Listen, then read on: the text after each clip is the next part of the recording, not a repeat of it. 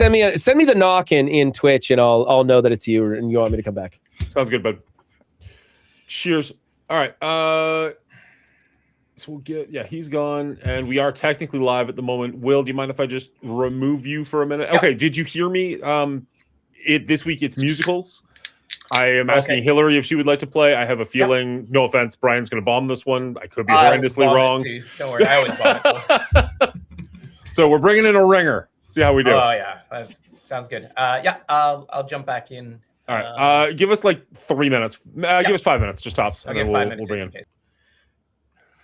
All right, Miss Hillary, how are you doing? First time here on R Rating. Must have a new voice. Well, thank you. I'm fantastic. Thank you so much for asking. How are you? And I'm doing very well. You were saying that you are thinking you're going to join us for the whole time, right? Yes, I think so. Unless any reason I have to bow out because, parenting. Sure. No, that's fair. We all have our real life. That's it. Thank you. Sorry. I'm trying to figure out my teleprompter is acting a little weird. I had a power outage a couple of days ago and everything's just a little bit off ever since. Sudden Data just subscribed. Thank you so much for the subscribe. I apologize. I don't recognize that name, but thank you so much.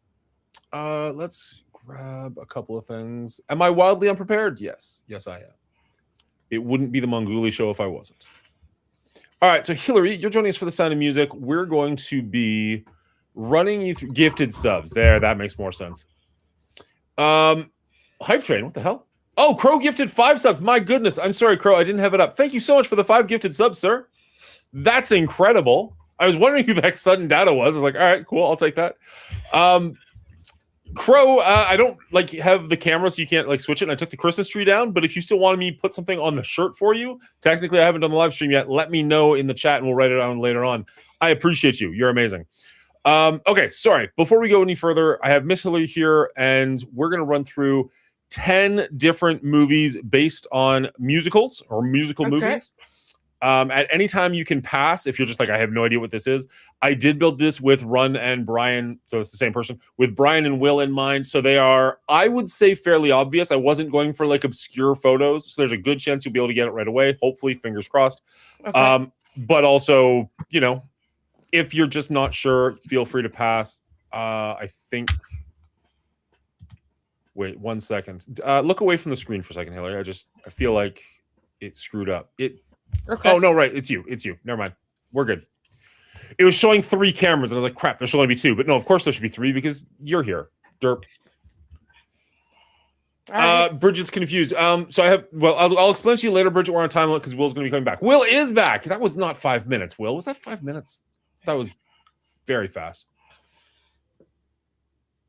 Okay, sorry. If Will sees it, so be it. But hopefully he doesn't. All right, Hillary. I apologize. This is getting a little ridiculous. Okay, I'm going to record for a second, so just give me 1 sec. Hello, everybody, and welcome back to R Rating. This week, we are doing The Sound of Music. So we've got a special guest, Miss Hillary, here to make her picks for these movies. She's going to try. I fucked all that up. Sorry. I was hoping one got replaced by ouch. I mean, you wouldn't be wrong. She is the second best Canadian streamer on your list, so I get it.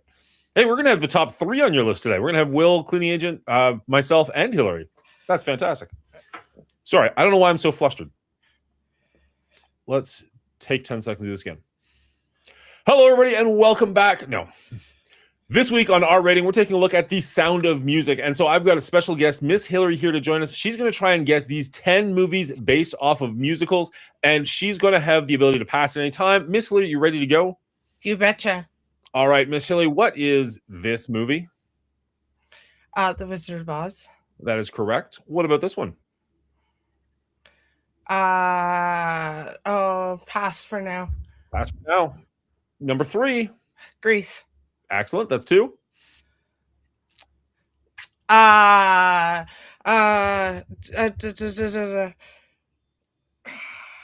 Pass. Ooh, okay. I know what it is. I just can't think of it. No idea. No idea. Okay, fair enough. Should have gone more obvious on that one, I guess. Singing in the Rain. Excellent. No. High School Musical. No. School. Not School of Rock. Never mind. Pass. Okay. That is Les Mis. That is Les Mis. Well done. That is West Side Story. Excellent. That's up to 5. Here's the last one. No idea. That's fair. That one was obscure as hell. We'll go back to this one. You got about 8 seconds left. I know the cover is blue with the moon. That's all I can tell you. It's newer. I haven't seen it. Okay, 2, 1. It's Tim Burton. It's the barber. I just can't think of the name. Well done. Well done. You got 5. That's pretty good. That's pretty good. Okay. Now we'll see if Will was paying attention. Hopefully he was not. Well done, Hillary. Well done. Okay. Now, because you saw them already, you don't have to go anywhere. I'll just bring Will on, and we'll try it again. Okay. Without you, no offense. We'll stick around. We'll see Hillary soon. Will, did you pay attention to what was just happening? Will, are you there at all?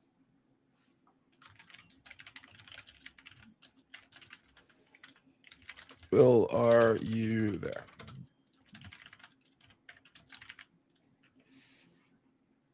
He's not frozen. He's just muted us.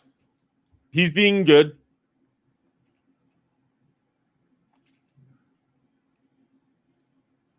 I will message him in Discord.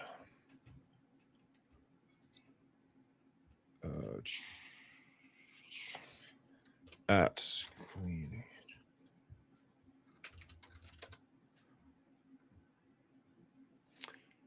Bridget, you sounded confused. I have a shirt behind me where I'm going to be doing a real live stream coming up in the future. And when I do that, before that, I am all over the place. There's a shirt behind me that says The Mongoli Show, and people are writing on it. If they give 5 subs or more, like for the month of December, I know we're in January, but until I do it, essentially, and they can tell me what to write down on the shirt, I'll write on the shirt, and then I'll wear that shirt in public.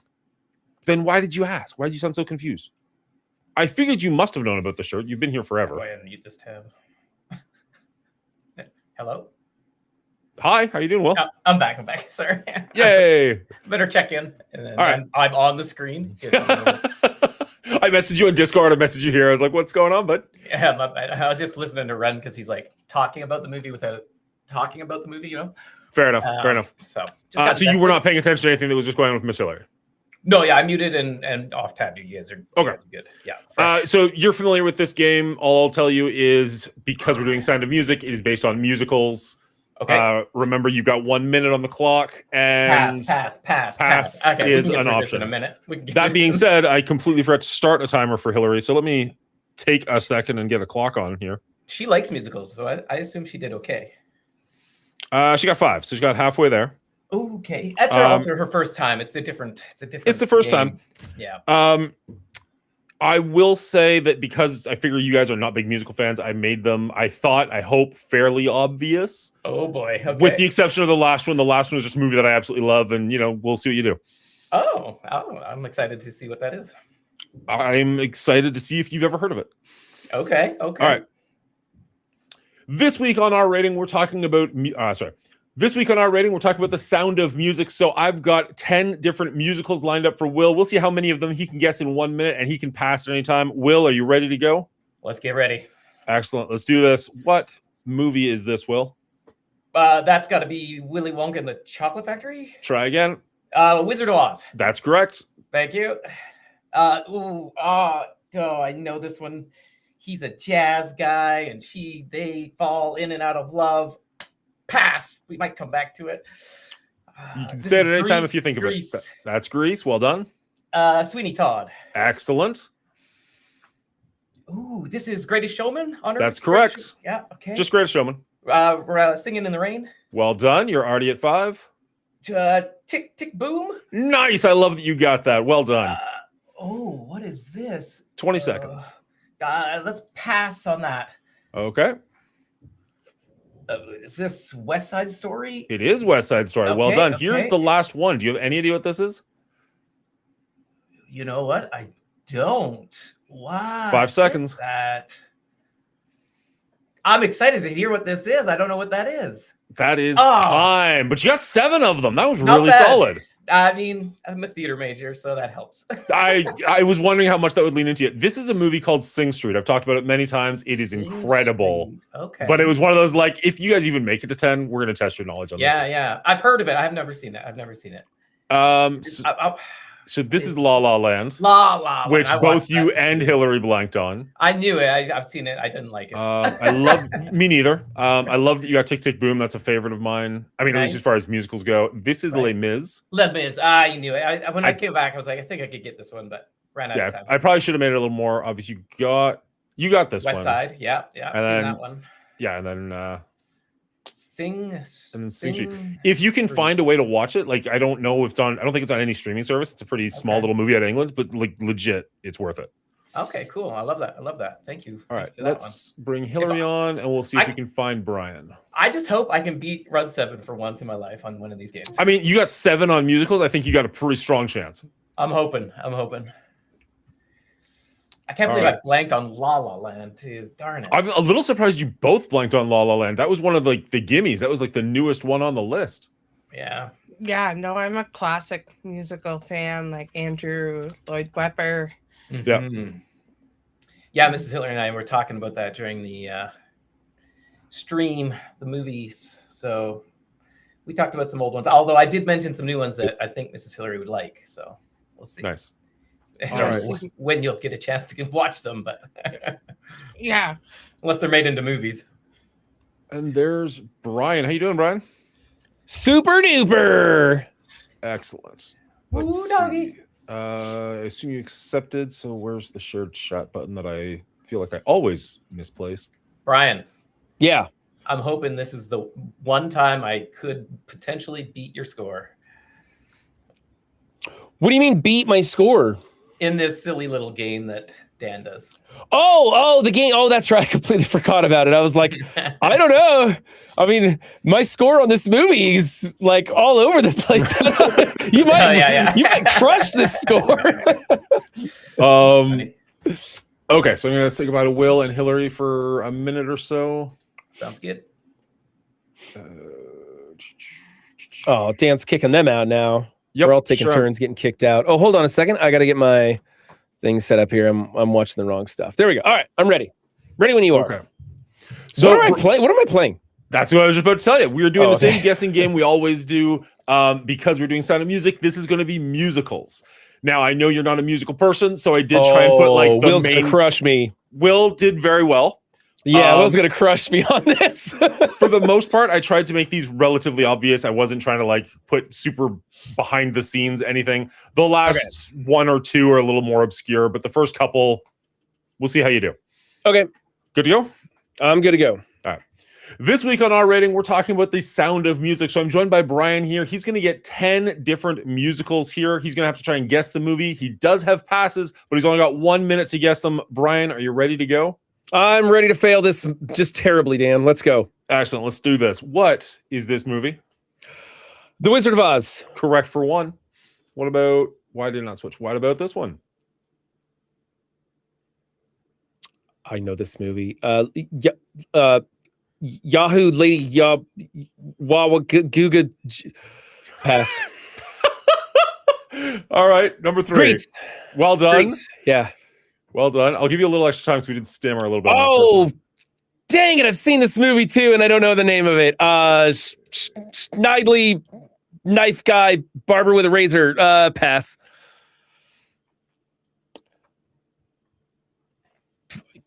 Hugh Jackman? one. Yep. Oh, At least you got I the don't actor. know. That's a big first one. pass. I don't know, but I want to see that one. I like Hugh Jackman. So, Singing in the Rain. Well I done. mean, come on, he's singing in the rain. Yeah, I gave it to you. Oh, what is that? I think I've seen this, but I don't know it. So pass. All right. A couple seconds. Is that Hugh Jackman again? It is Hugh Jackman again. He's a good singer. I don't know. Pass. I don't know that one either. All right. 5, 4. I'm gonna go with the Jets. Oh, I don't know it though. It's the knockoff of Romeo and Juliet. What the heck? I could sing it when you're a jet. You know you're a jet. Oh, come on. What's the name of this? You're I out of can't do time, it. unfortunately. Can't do it. Oh my god, it's horrible.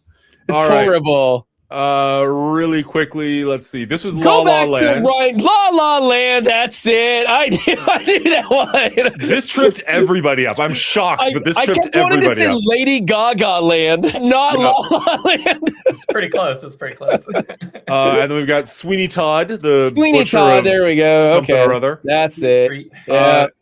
This is The Greatest Showman, and if you've not seen it, you absolutely should. It's phenomenal. Okay. Okay. I know I mean, the Greatest as far Showman. as- Haven't seen it, but I As want far to. as musicals go, you got Singing in the Rain. So Tick Tick Boom with Andrew Garfield. I really I don't know enjoyed that this one. I don't know that. I thought maybe I did. I don't. I know Andrew Garfield, but I guess I don't know that movie. Sure. Les Mis with Anne Hathaway and Hugh Jackman. Yep. Probably not going to see that one. Nope, that's fair. That is an okay skip. West Side Story is the West word you're Side looking for. Story. God, everybody knows that. And then this is the Yeah, I hard know. one. This is the hard one. I wasn't really expecting anybody to get it, but I wanted to throw it in just because I love this one so much. I've talked about it before. Does that look at all familiar? Kids, the musical. I don't know. It, I have no no. idea. It's close. Pretty close. I'm so glad they did not make a musical of kids. This is Sing Street, which is Never heard of it. Never it's one heard of my of it. favorites. I know for a fact I've talked to you about it because it's on my like top 10 list when we did that like 2 years ago. But Yeah. also it was 2 years ago, so can't Okay. blame you on that one. All right. And then sorry, Hillary, we can only have so many people on screen, but we are also joined by Miss Hillary this week for The Sound of Music, who is not only one of the Patreons, she's also a fellow streamer, a good friend, and just kind of an awesome person to have on. So here we go. Let's see. I can move some stuff around. behind the screen. Absolutely. Excellent duettist, if that's a word I don't know, but I'm using it. Absolutely. That's a word for it, I guess. We had fun. That's all that matters. That's right. So, Run, I think you got 3, buddy. I have them at 4 and 4. a half. Oh, was I it have- 4? I have run at 4, Hillary at 5, and Will winning at 7. So well done, Will. Oh, I told you guys he'd crush It's me. like Yep. it's like a flip of what we usually score, though. Yeah. I I'll take called it. it. I On called my it. one win, I would like to thank my wife for being a big fan of musicals and Yeah. forcing me to see a lot of musicals live on stage. There you go. Okay. So it's 9 o'clock. We're good to start. Hillary and just Ryan, what we've done recently is I'll have you off stage or off camera. I'll do the regular introduction. We'll talk for like 2 minutes amongst ourselves, just like, hey, how you doing? How was your week? How's your new year? Stuff like that. And then we'll introduce you and bring you on and just talk about it for the rest of the episode. Hopefully you don't have any issues and we can hang out for, I don't know, 40 minutes to an hour or so together. Does that sound good to everyone? Sounds like a plan. Coolio. I'm gonna switch you two because that'll freak me out the whole episode if I don't. And yeah, we'll see you in a minute, Hillary. All right. Why are you laughing, Brian? Because Hillary's got some fans. Sorry. Oh, only? I'll No. tell you behind the scenes. Hillary's got some fans, though. People are liking Hillary. Okay. What's not to like? What's not to like? Sorry, I'm gonna take an extra second because my dog is here, and this is the one time I don't want my dog in the room. So I'll be right back. Yeah, no One worries. Hi, buddy. Oh, did you stay up late, Will? Watch the ball drop and all that? No, probably every up there. I mean, we don't watch the ball drop, but we do stay up till midnight. Yeah. Yeah, I didn't watch the ball drop either, but we stayed up till 12:30, I think, and Yeah. watched Stranger Things. And Oh just yeah, kinda- you watching the last season of that? Actually, me and my eldest, he was getting pretty tired at midnight, and we sat on his bed as he was like just tucking out, and we just sat there with my phone, just watching 11:59 roll over to 12, and then I went, "Happy New Year." He's like, And we "Happy were New the Year, same, Papa." actually. My wife and I, literally on my phone, because we couldn't find a freaking countdown clock. Because, Right. you know, Halifax time zones, unlike any other. Yeah. So, yeah, it was funny. But What do you guys celebrate New Year's Eve at like 11:56? yeah, something like that. 3/4 of a time zone away. yeah. But it's all good. It was good to be in the new year. I don't know. Hopefully, it's a good one. Yeah, I hope so too. Did you guys do any resolutions or anything? I'm not a resolution person. I'm more of a hey, if I want to do something, just Just do it. Yeah, do me it too. now. Yeah. Yeah. Which makes me bad for gift buying because if I ever need something, I just buy it. Right. You know, But Yeah, we it is what we it did talked about things that we were grateful for that happened in 2025. That's That was nice. it, though. We don't yeah, a really. little reflection is always good. Yeah, All right. Sorry about that. You guys good? yeah, we're good. Okay. I have a feeling I'm probably just going to say most of what you just said over again. So, No. all right. We're gonna make Fine. up new shit to say. Why? Wait a minute, what's going on here? Okay, there we go. I don't mind if you want to change the camera positions, but you gotta let a guy know before we're gonna record. No, it'll mess with me around. more than probably you guys. So I'll just be like, We're up to like 60 weeks of this or something, and flipping those cameras around on me at this point is gonna be rough. I haven't done the math recently, but yeah, it's getting. Well, it's got to be more than 60 weeks. Like we did the 1 year back in August, and that would have been 52. So, all right. Oh yeah, okay. Whenever you're ready. Here we go. All right. Okay, I can hear you urinating and or pouring water. Pouring a drink. Sorry, did not know you could hear that. My bad. Let me just Yeah, take a leak. These headphones are great, man. They work so much better than what I used to do. Now I can hear you pee all the time. All right, that's a good intro right there. Here we go. The Sound of Music, 1965. Maria infiltrates the Von Trapp family while the Nazis infiltrate Austria, both with the end goal of making Baron Von Trapp theirs. Find out who will win the man himself in this battle of brute force versus the Sound of Music. Infiltrating the Von Trapp family. I don't know. Sure. It's close enough to what happens. All right. Hello, everybody, and welcome back to Our Rating, the show where I get together with two of my friends. We take a movie franchise, break it down by a movie, give it an overall score, and throw it up on the board. But once a month, we are giving it the Patreon pick, where Patreon gets to decide what movie we want to do, and they can choose anything they want. And this month, they chose The Sound of Music. I'm joined, as always, by Brian and Will. Brian, how are you doing this week? I'm doing great, Dan. How are you? I'm doing excellent. How are you doing, Will? Hey, the holidays are going strong. Yes, this is being recorded on January 1st, 2026. Happy New Year's to you guys, as well as the audience out there. Do you guys have a pretty decent holiday? Christmas, New Year's, everything? No complaints. Yeah, it's good. Cool. Excellent. Remember, it's a podcast. It's an audio thing. Sorry, I'm not mad over here. That's right. Still get used to that. Appreciate it. Man. All right. For this one, we were joined by a couple of our patrons for the watch party, which we do on the Sundays before the Patreon picks. And one of them was actually getting right into this movie. So we decided to allow her to join us. She's a fellow streamer, a fellow Canadian, and a fellow friend. Miss Hillary, how are you doing? Sorry, that took a little long for your camera to kick in than normal. That's okay. That's okay. I'm fantastic. Thank you so much for asking. Thank you so much, guys, for having me here with you guys. I'm excited. Our pleasure. Our pleasure. Our pleasure. Now, we've known you for quite some time. This is your first time actually joining us on Our Rating. You are the third guest we've ever had, I want to say. We had Amy, Bubba Hotep, and now Miss Hillary. Yeah.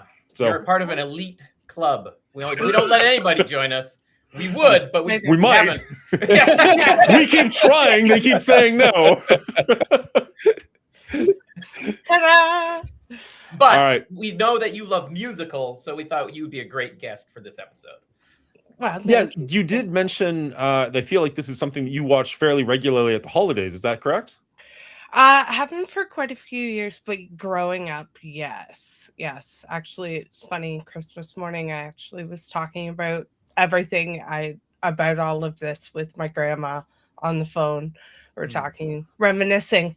So this is a very sentimental movie for me, and my grandma grew up in England during World War II, so it's very close and near and dear to her heart. So Yeah. very sentimental. So Very I'm nice. very I'm- happy to be a part of it.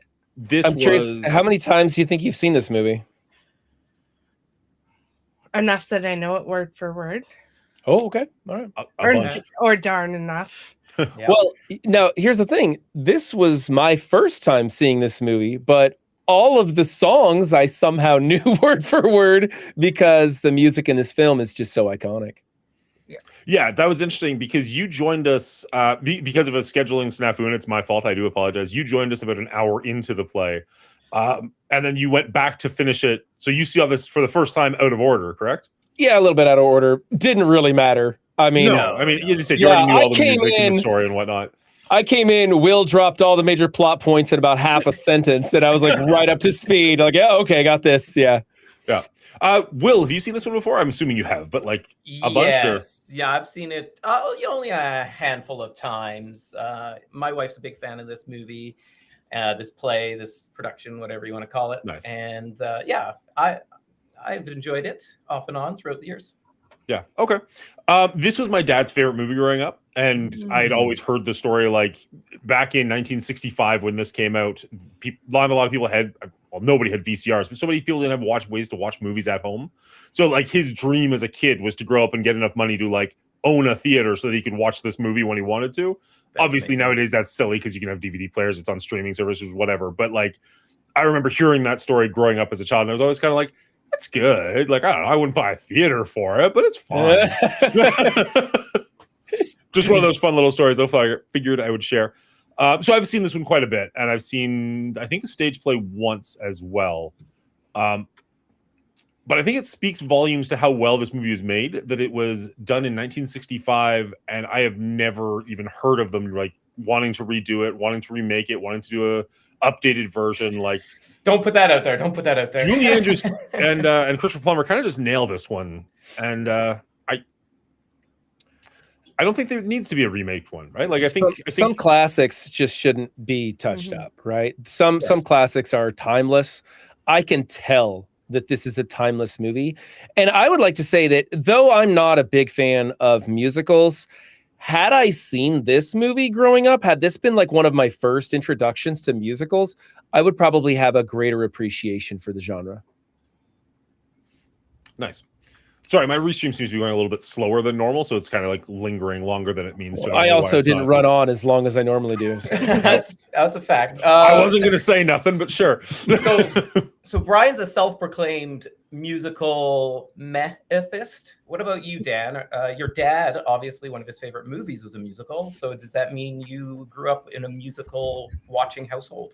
So 10 minutes ago, an hour ago, I would have told you I'm not a big fan of musicals, right? Like I can't think of too many. There's a couple that are close to my heart. I really like Hamilton. But there's a bunch where I'm just like, I don't really care. And then when I was making that game that we just played and I was going through like the top 25 musicals, I was like, I love this one. I love this one. I love this one. I'm like, oh, maybe I'm like a weird closet theater nerd. Like maybe I didn't even realize how much of this genre I actually enjoy. Right. And funnily enough, this afternoon, I went to my parents' house to watch a movie called Far From Home. No, Come From Away. Yes. Which, if you're not aware of it, that is the story of 9/11 when all the planes got diverted. They all landed in a tiny little, well, not a tiny little airport, but like an airport in a tiny little town called Gander in Newfoundland.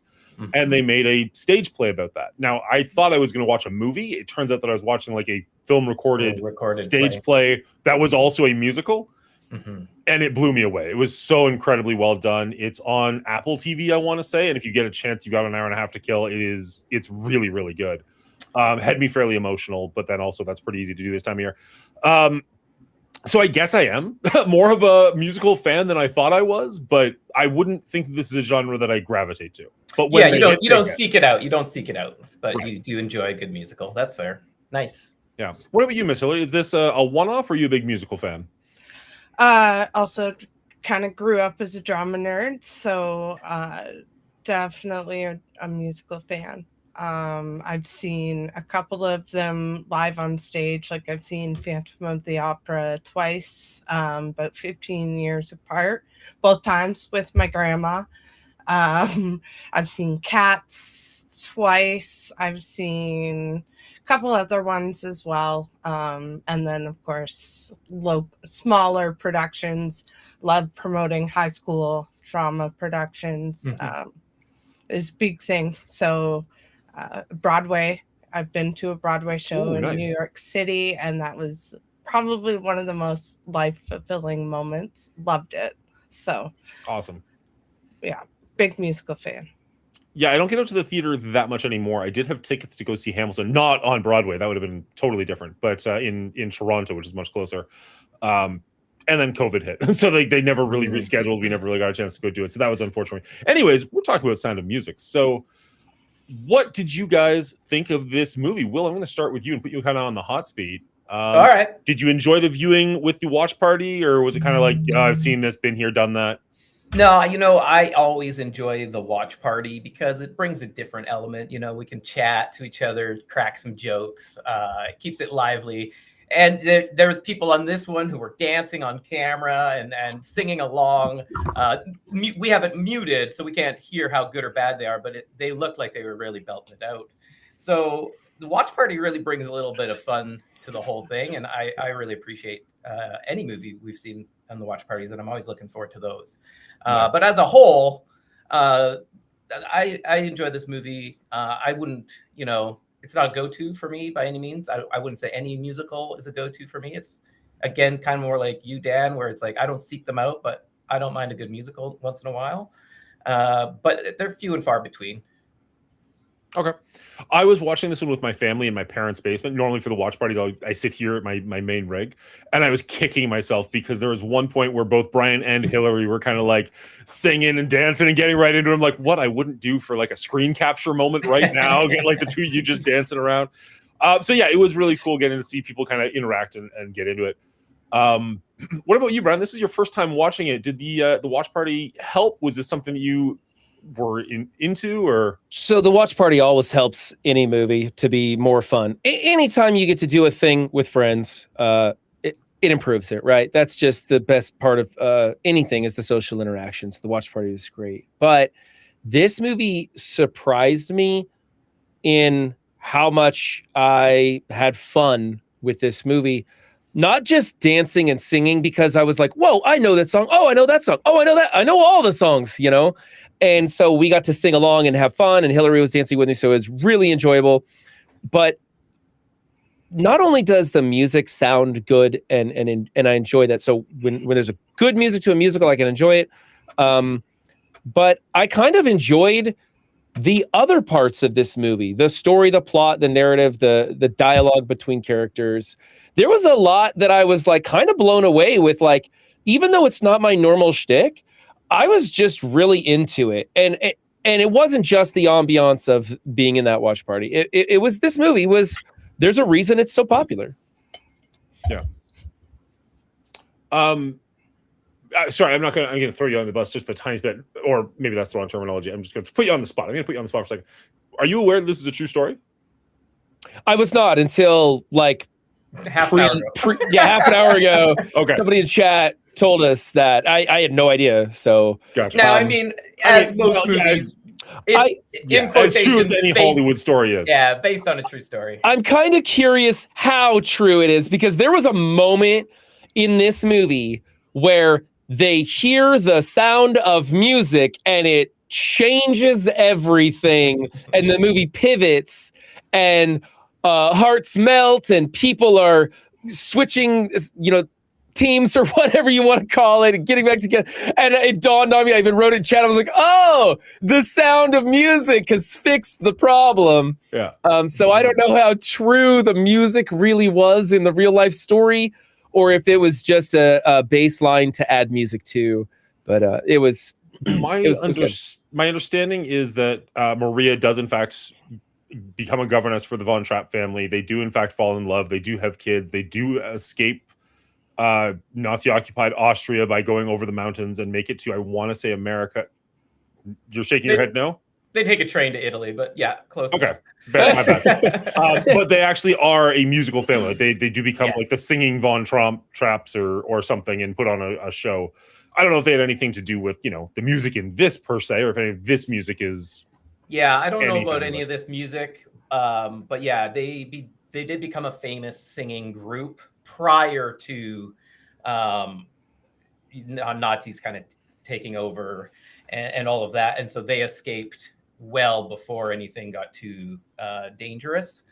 But yeah, in the movie, they got married and everything well before they became famous singers and all of that. So, and Maria was very different. She's pretty much known as very cold and strict, like the opposite of her character in this, but very musically inclined. That's definitely the whole family was that. So yeah, there's some pieces and parts that obviously are embellished to make it a little more likable, but it's a fun story nonetheless.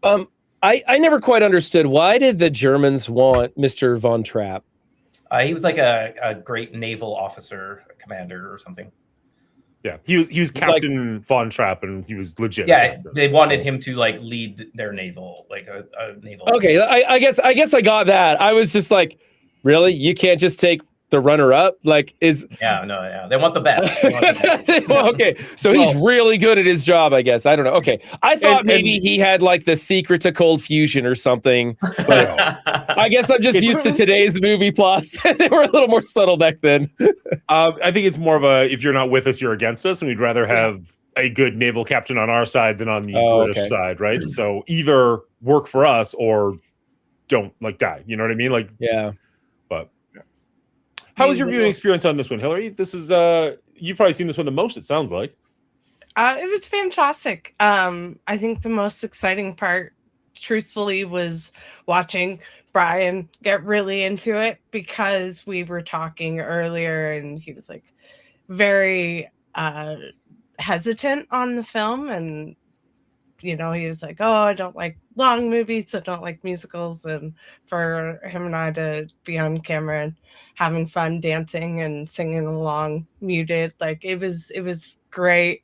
Always a blast sitting and watching movies with you guys. Nice. One of my favorite parts of this movie, during the watch party specifically, was there's a scene where Maria goes back to the nunnery or whatever that room is called, and is talking to one of the higher up nuns and is like, "What should I do?" And the nun just starts singing at her, but like the camera is over the nun's shoulder, so you're just seeing Maria get sung at. And Brian is like, this is so awkward. It was so awkward. I belted out laughing so hard when that happened. I was like, could you imagine just a one-on-one with a nun, like the high-level ranking nun, and she just opens up on you with song? Like, that would be so weird. And it was like totally normal. And then like it happened a couple of times in the story, and I was just like, this is just... They don't ease into it either. They just kind of raw dog the music. It was the next scene, or not the next scene, but there was later on, like after you mentioning that and kind of laughing at it, there was another scene later on where like Captain Von Trapp and Maria are like expressing their love to each other. And I can't remember which one it is. I think he says, "I love you." And she just starts singing, and they're like right up next to each other. Like he is just belting it out into his ear. And I just see Brian just fall off his chair laughing. And I just started laughing to myself and my family. Because again, I'm watching this with like 8 other people. They're all like, "You okay?" I'm just like, I can't right now. I'm sorry.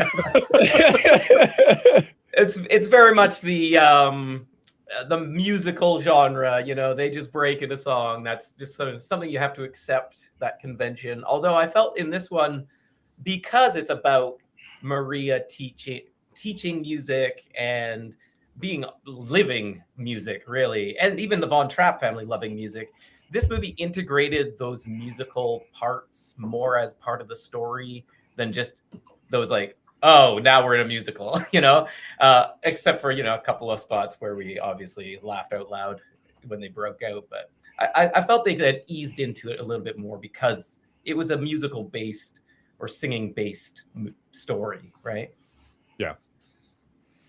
I have to say, I have had, like, we watched this last Sunday, so like 5 days ago. I have had this soundtrack in my head, like it is just filled with earworms this entire time. I have to ask, while we're doing this, Will, what is your favorite song in this?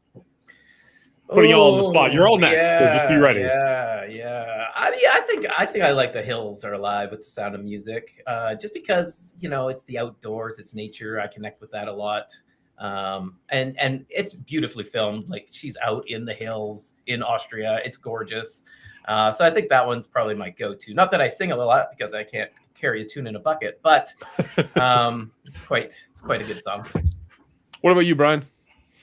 Doe, a deer, a female deer. Yeah, just that's like one of the songs I came in on, and I was very happy to hear that one.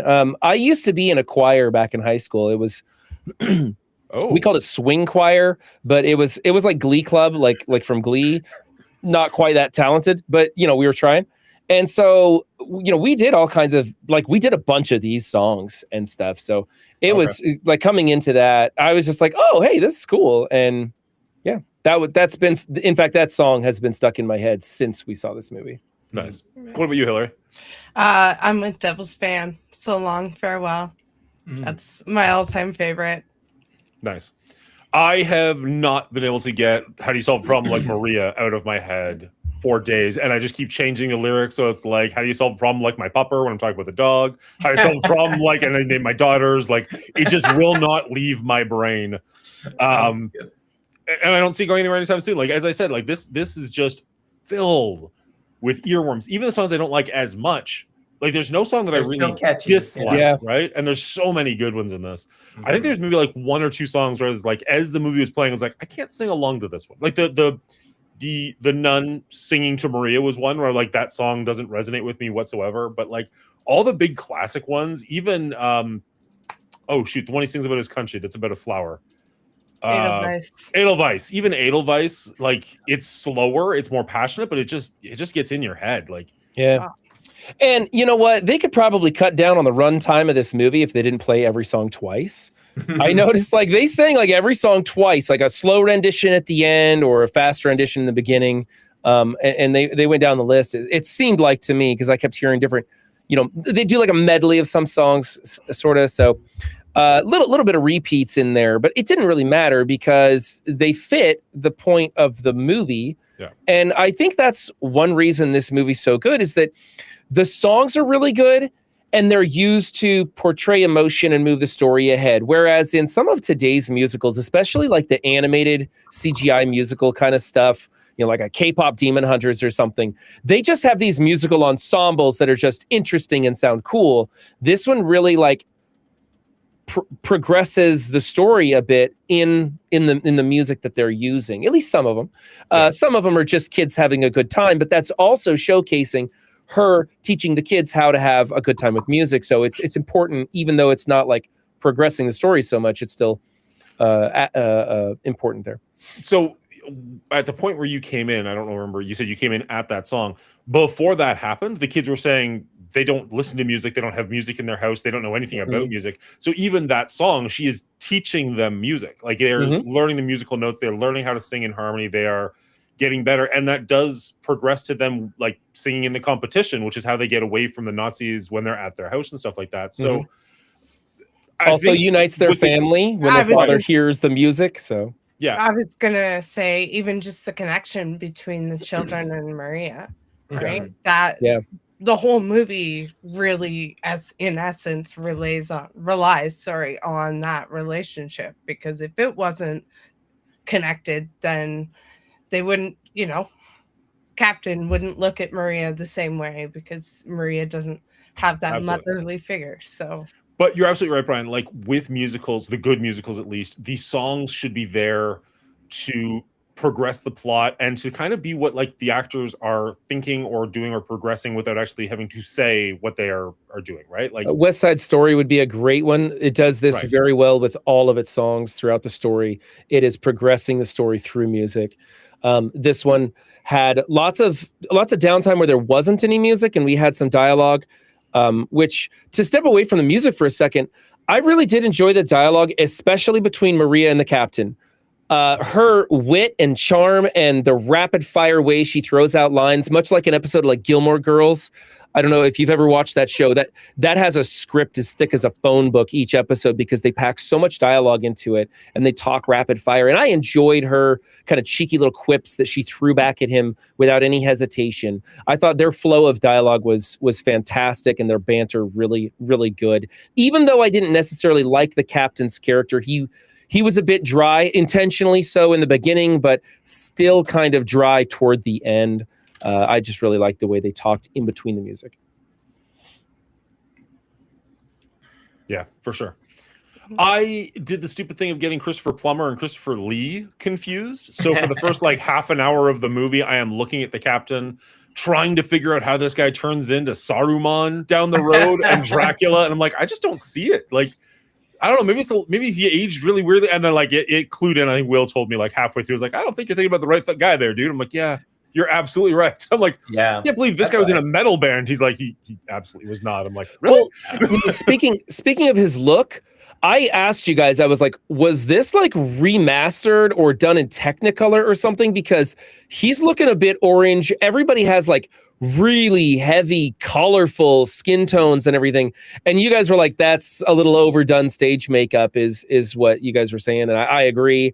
I think that as far as the look of this film, it's very colorful and vibrant when it's supposed to be. It's very dark and dreary when it's supposed to be.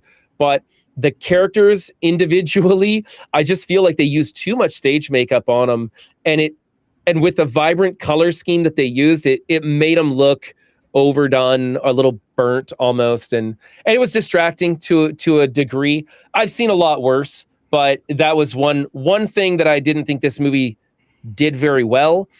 And to move on to another point that they didn't do very well, I also had some issues with the cinematography choices. They were choices, they just weren't my choices. Some different angles, zooming out, some transitions from scene to scene that were jarring.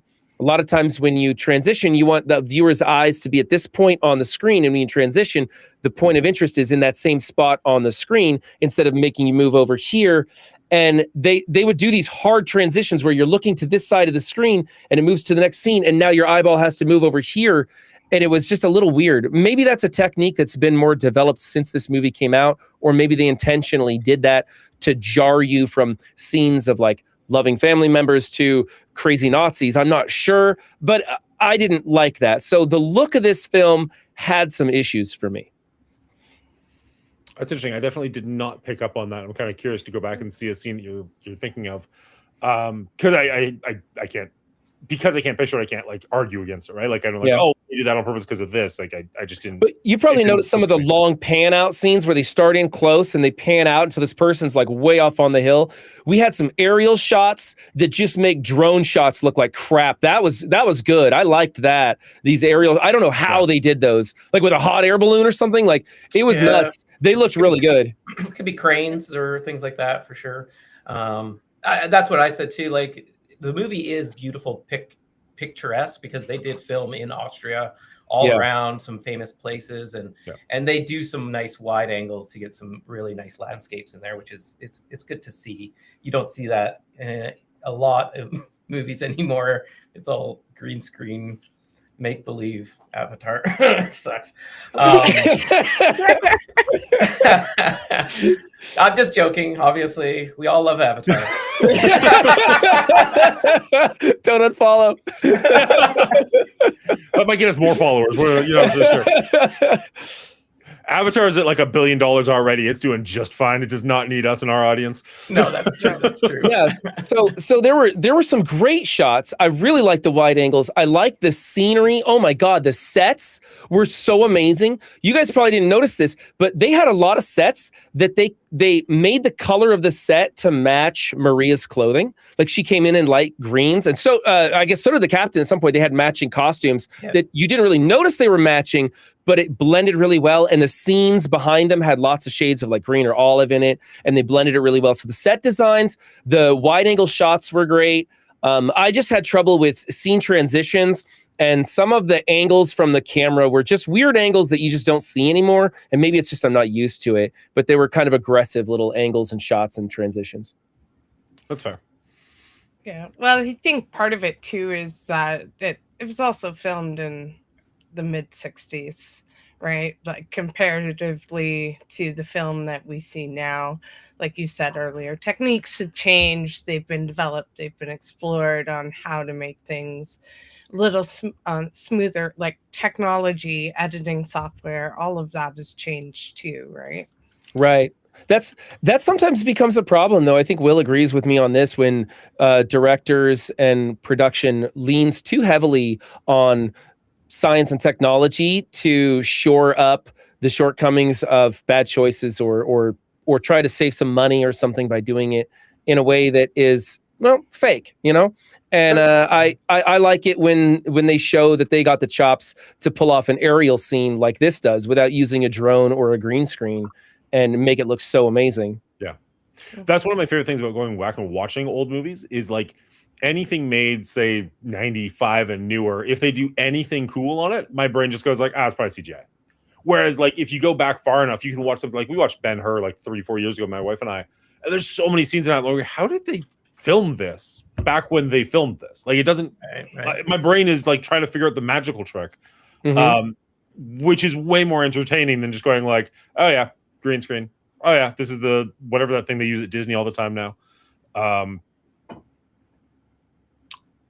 I always lose words when I play the show. It sucks. that's how it goes sometimes. There's also somebody to be said, because Mrs. Hillier mentioned it. This was made in the mid '60s, and filming really changed. Like pacing wise, of filming really changed when the first Star Wars movie came out, and so everything kind of pre Star Wars had a slower pace to it. You know, they did linger on shots longer, and I think it kind of goes with the genre of musicals as well. You kind of linger on different beats and things a little bit more for different emphasis in these movies, which is, I think, kind of plays into the length of this. Brian also mentioned, them redoing some of the songs and different melodies and mixing and that's just a musical thing, right? It happens all the time. So, this is 3 hours long. It is a long movie, but I do think the pacing is good enough and the story is strong enough and the music catchy enough to hold you through it. Well, and I was just thinking on top of that too is the movies during the 60s. You went for it was a big deal to go to the movies. So you wanted that length, you wanted that time because it was such a big moment. It was a big outing, right? Like you're going to the movies. Mm-hmm. Like look at Gone with the Wind, for example. Like that's 2 tape VCR movie, like a beautiful movie, scenery, incredible story, classic. But same with The Sound of Music. Like I think yes, there are scenes that could be cut, but it's such a classic, and it carries through the times that it's almost each moment, I think, plays a part in making the movie as a whole. Yeah, for sure.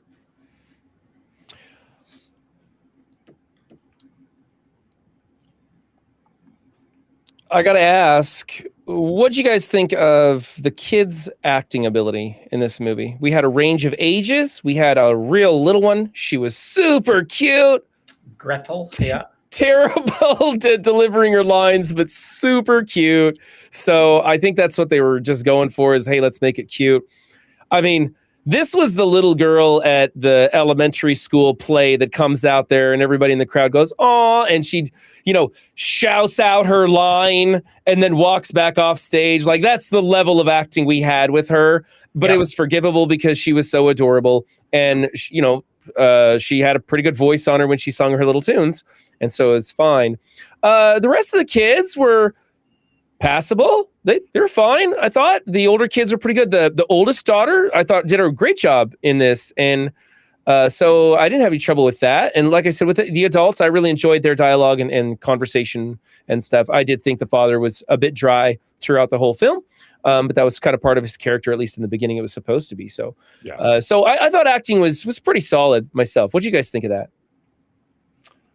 I got curious and looked it up halfway through, and it turns out the oldest daughter is actually older than Rolf, the German soldier that she's in love with. So when they're singing and he's just like, "Well, I'm 17, 18. You're gonna have to have somebody taking care of you." I'm like, she's older than you, dude. Like, calm down.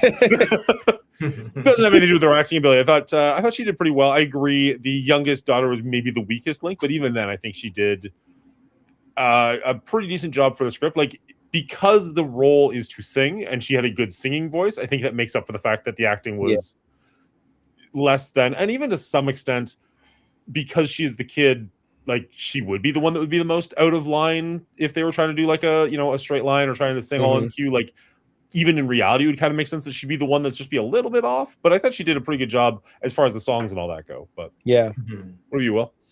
I agree. I think they did fine, and I do believe they probably cast for voices and physical dancing, like some choreography. So I think acting was probably the third thing they looked at, because most of what the kids are there for is the singing and some dancing with the end or so long songs, right?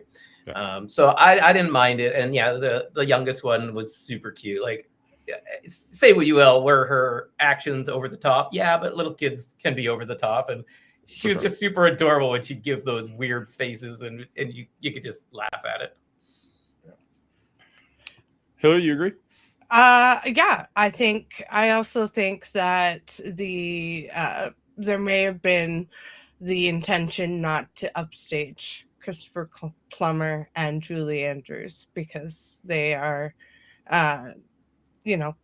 very well known and very popular, especially at that time. So they wouldn't want actors to upstage them and take away from them. But I think they did a fantastic job standing next to Christopher Plummer and Julia Andrews. Yeah, that's a good point. I think Marta, the oldest daughter, is the only one that would have a chance of upstaging Julia Andrews, and even then, I don't think. I think it's. I thought they blended it real well. Clear. Yeah. Liesl? Is it Liesl? Oh, sorry, maybe I had the wrong name. Yeah. Yeah, you're right. Liesl is the oldest. My apologies. It's okay. Don't worry, Mrs. Hillary knows it. That's why we have her here. That's why we have her here. Yeah. Now we were talking about the actors. We've obviously touched on Christopher Plummer. Clean's Canadian alert. We all know. I knew it was coming. Plummer is a fantastic Canadian actor. Passed away here somewhat recently, but we do appreciate seeing Canadians on screen, even as far back as the 65 pictures. That said, originally they dubbed his voice when he was singing with somebody else's voice for the original because they didn't know if his voice would carry well enough. So they got like a professional singer to dub over. And then they fixed it retroactively. I think after it was out of theaters and whatnot, but they did put his voice back in for the movie in the end, which is nice.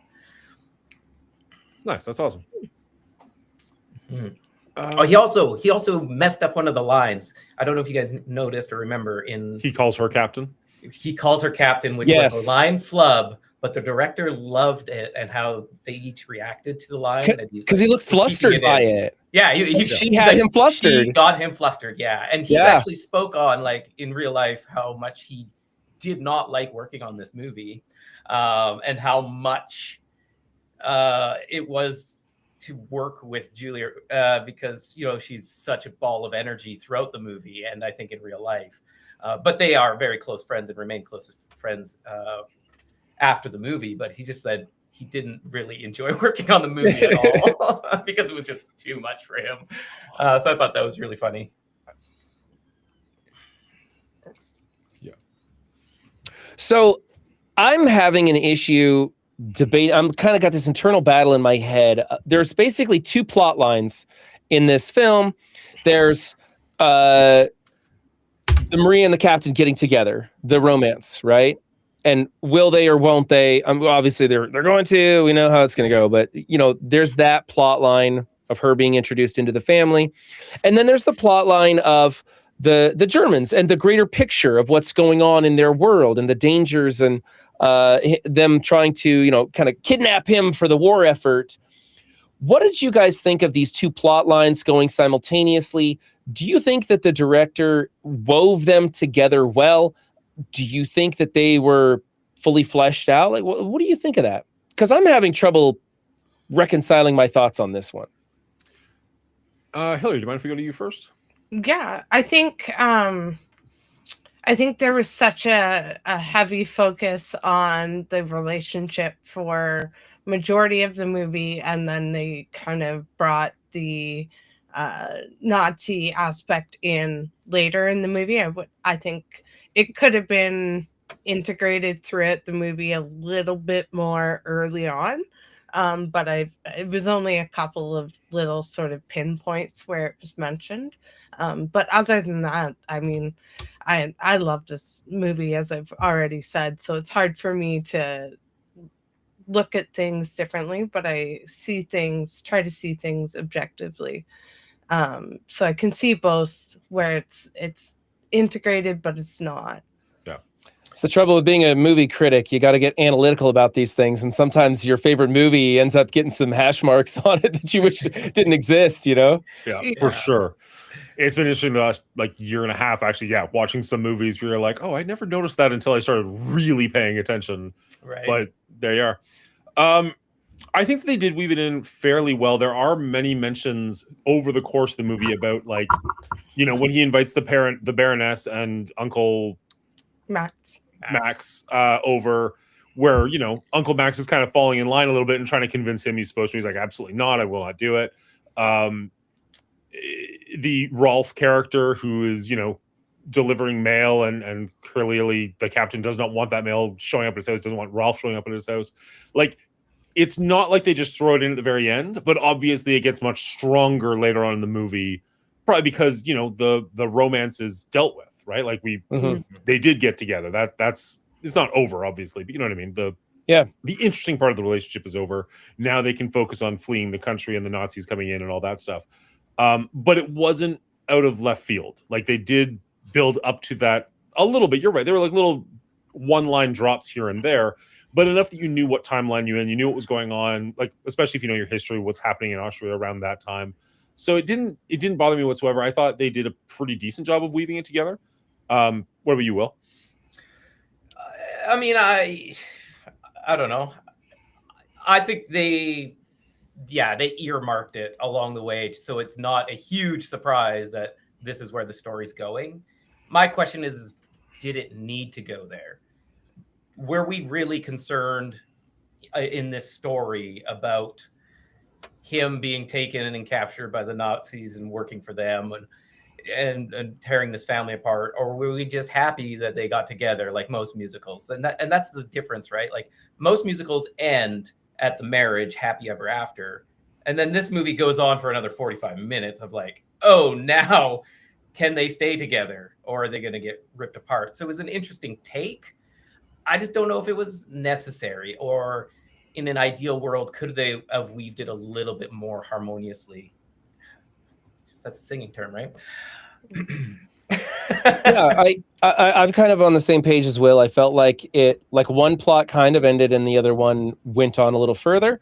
And that's okay. It didn't bother me because, like you said, Dan, they dropped enough points and hints and stuff. It was alluded to. It wasn't weird or anything. I just think that it would have been a little bit better had she left for the nunnery and he been taken away by the Nazis, and you're like, oh my goodness, there's no way they could ever come back together. And then somehow they bring them all together to triumph at the end, and both stories resolve simultaneously. That's a little bit more today's movie plots. Of course, today's movie plots aren't even that cool, but you know, they do try to make a climax all the things at the same time. And that's just what I'm used to, I guess. And so it was a little weird to see one thing happen and conclude, and then the other thing happen and conclude. It's just a little different. Again, these are choices. They're not necessarily right or wrong. They're just different, and it kind of showcases the time that this film was made, and what was going on. I did like that they had both plot themes going on. I don't want them to drop either one, or upstage one or the other. I just maybe thought that there was a different way you could approach making the movie finalized. And it is based on the true story, right? Like they did become this musical family, and then they did escape from, you know. Yeah, so that's a little more accurate than area. So it is somewhat accurate, but again, that timeline is wishy-washy in the movie and the play as well.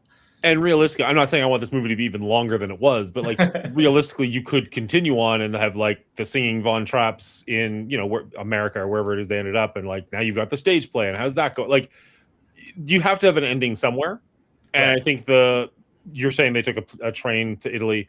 The movie has them like running over the hills. Like it bookends it nicely, right? It starts in the hills, it ends in the hills. Yeah, exactly. Yep. It wraps it in a bow. It kind of just wraps it up nicely. I didn't have an issue with it. I did think it was interesting that the Disney Plus version, where you can pause it at any time, had a 10-minute intermission in the movie. That was a little bit weird. Where like, oh, this is just going to keep going, and there wasn't even like a timer to be like, return to your seat at this time. It's just intermission, and you just kind of have to guess when it's going to end. It was like, do we have time to go get popcorn? What's happening right now? I don't understand. That's just old movies, though. No, I know, but intermissions. It's weird. It's interesting that they kept it because I just read like in the 1995 VHS release, they were able to get it all on one VHS by getting rid of I don't know the French word, but the opening and then the intermission. Right. So they can fit it all in one. I'm like, why didn't they take that copy for Disney Plus? I guess for Authenticity or something. But like, Yeah. I don't know. Even if like, because like Netflix gives you that like skip the intro button that pops up whenever the music of a television show pops up. Even give me that for the intermission, just like skip intermission, like. But hey, we utilized it. You know, we had a Oh, bathroom break, so you know what? I'm not complaining. Yeah. But again, would have been nice if it had been like, Optional. Yeah. 2 minutes counting down or something. Like, give me how much time do I have to run to the washroom? You're so millennial, man. You just gotta swipe away to the next thing, whatever.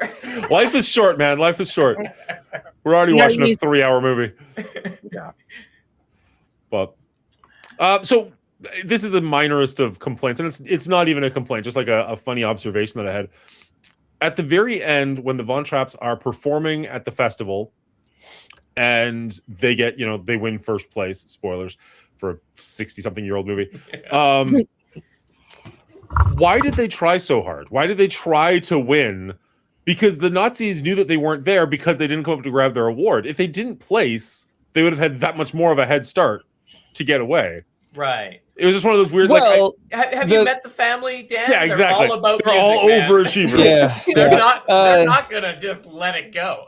Also, third place and second place both went up to get their award and had a hard time being ushered off the stage. So had they come in third, they would have been notified that much sooner. No, my They were point is different like get categories. seventh. Yeah. Oh, Right? yeah. Like don't place. But it was just one of those weird little like, why would you?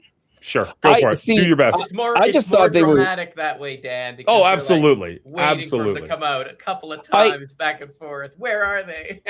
I actually really enjoyed the scene when they come back out there and they're on the stage and it looks like they are surrounded by Nazi soldiers. It looks like they are absolutely just it's them versus all of the Nazis, right? You got Nazis up in the windows in the front row. You're seeing swastikas left and right, and it's scary. And he brings in that Edelweiss song, and he gets all of Austria to sing with him.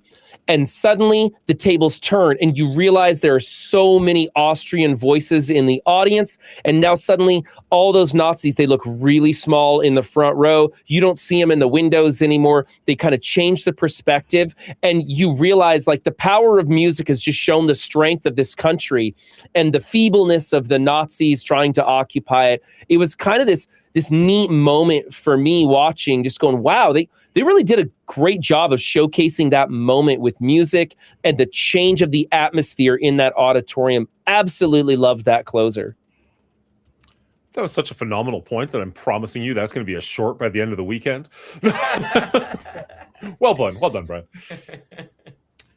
Does anybody have anything else they want to point out before we get to rating this thing? I guess the only other thing is this is like an honorary Christmas movie at this point. ABC has been airing this in December since 2002. I think that kind of goes to show that this thing has some staying power. Not only, it was made in 65, but in 2002 they started broadcasting every year, and people are tuning in every year to watch it. Otherwise, they have no reason to keep playing it. So a lot of people do watch this over their Christmas break. It's such a wholesome story, and I think that's very interesting because not every movie could do that. I'm sure there's something to do with the copyrights, and it probably became free around there too. So it was. They better to play something that's going to get views, but they probably don't have to pay for it to. Isn't it 50 years things go into public domain? I think it's 50 years. Is that what it is? Yeah. Used to be 25. Disney threw a conniption fit because Mickey Mouse was about to get 25 years old and they wanted to continue making money. And so they had that law pushed back to 50. I could totally be wrong. I could be talking completely out of my ass on this one. I don't know. That was what I heard. So that doesn't sound wrong. It is. Sorry, this is off on a tangent.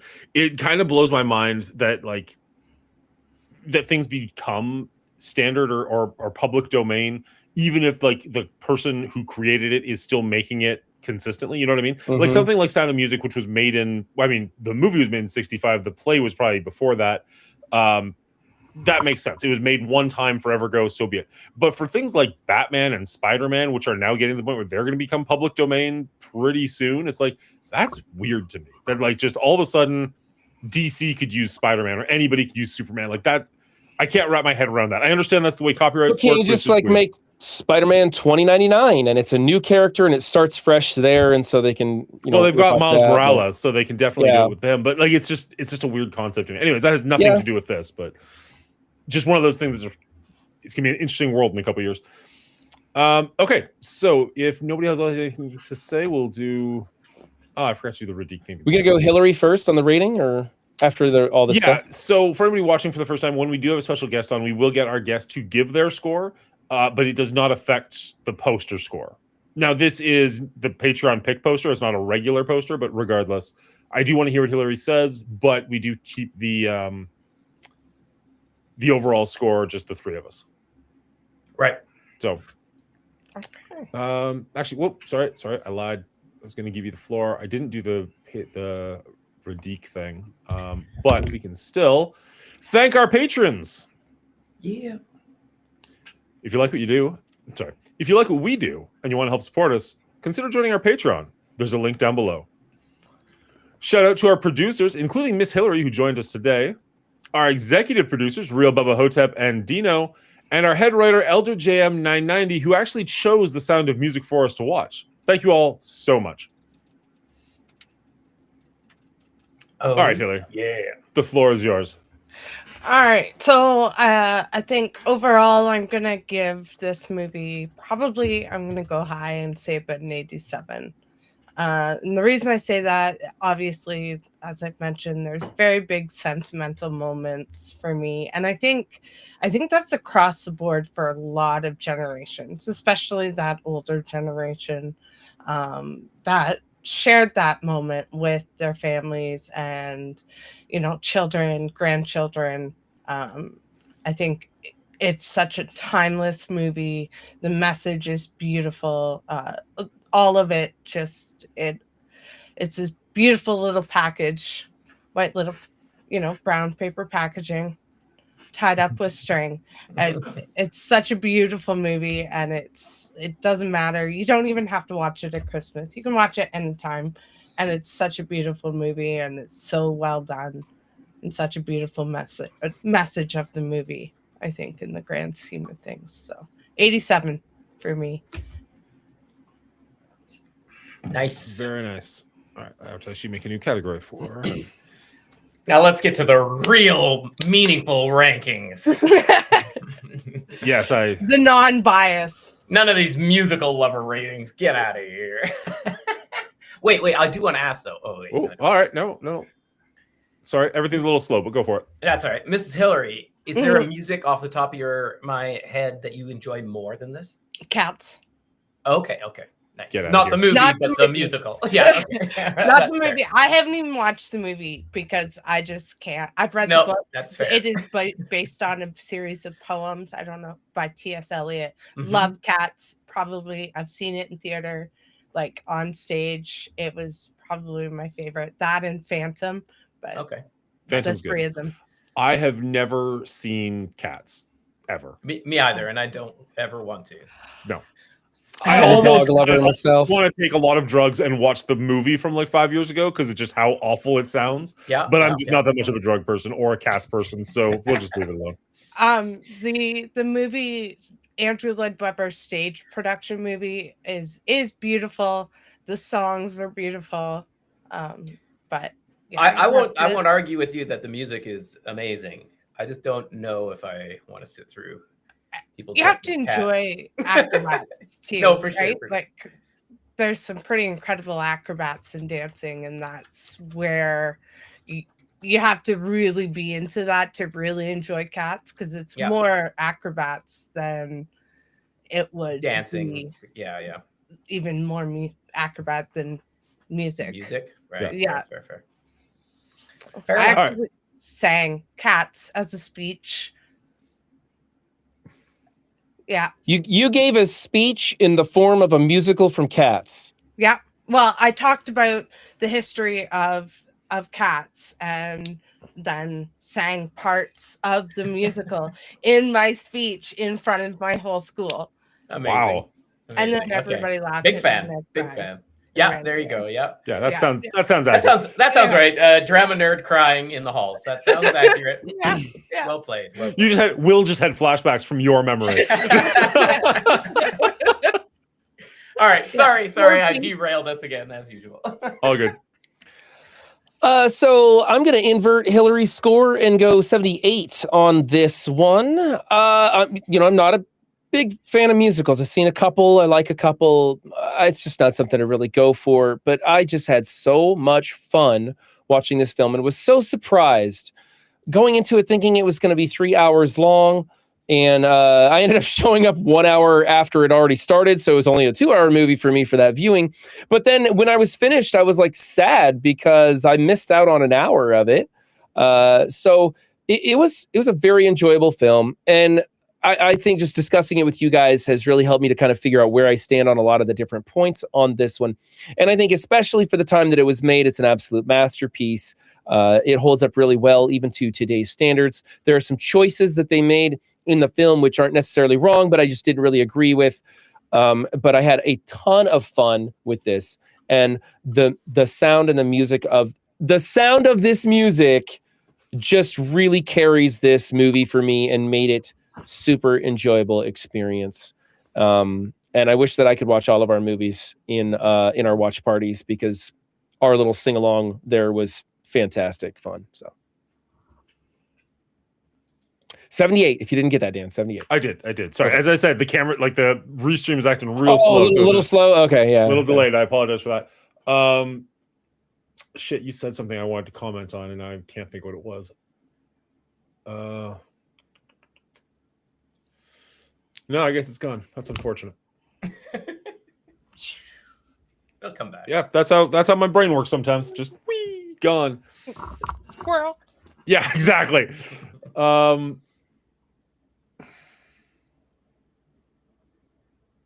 Nope, it's not there. All right, so we've talked about the watch party a couple of times, and I'm going to do it a little bit more, unfortunately. During the watch party, there was a moment where Miss Hillary was like, oh, this is my favorite part, or I really like this part or something.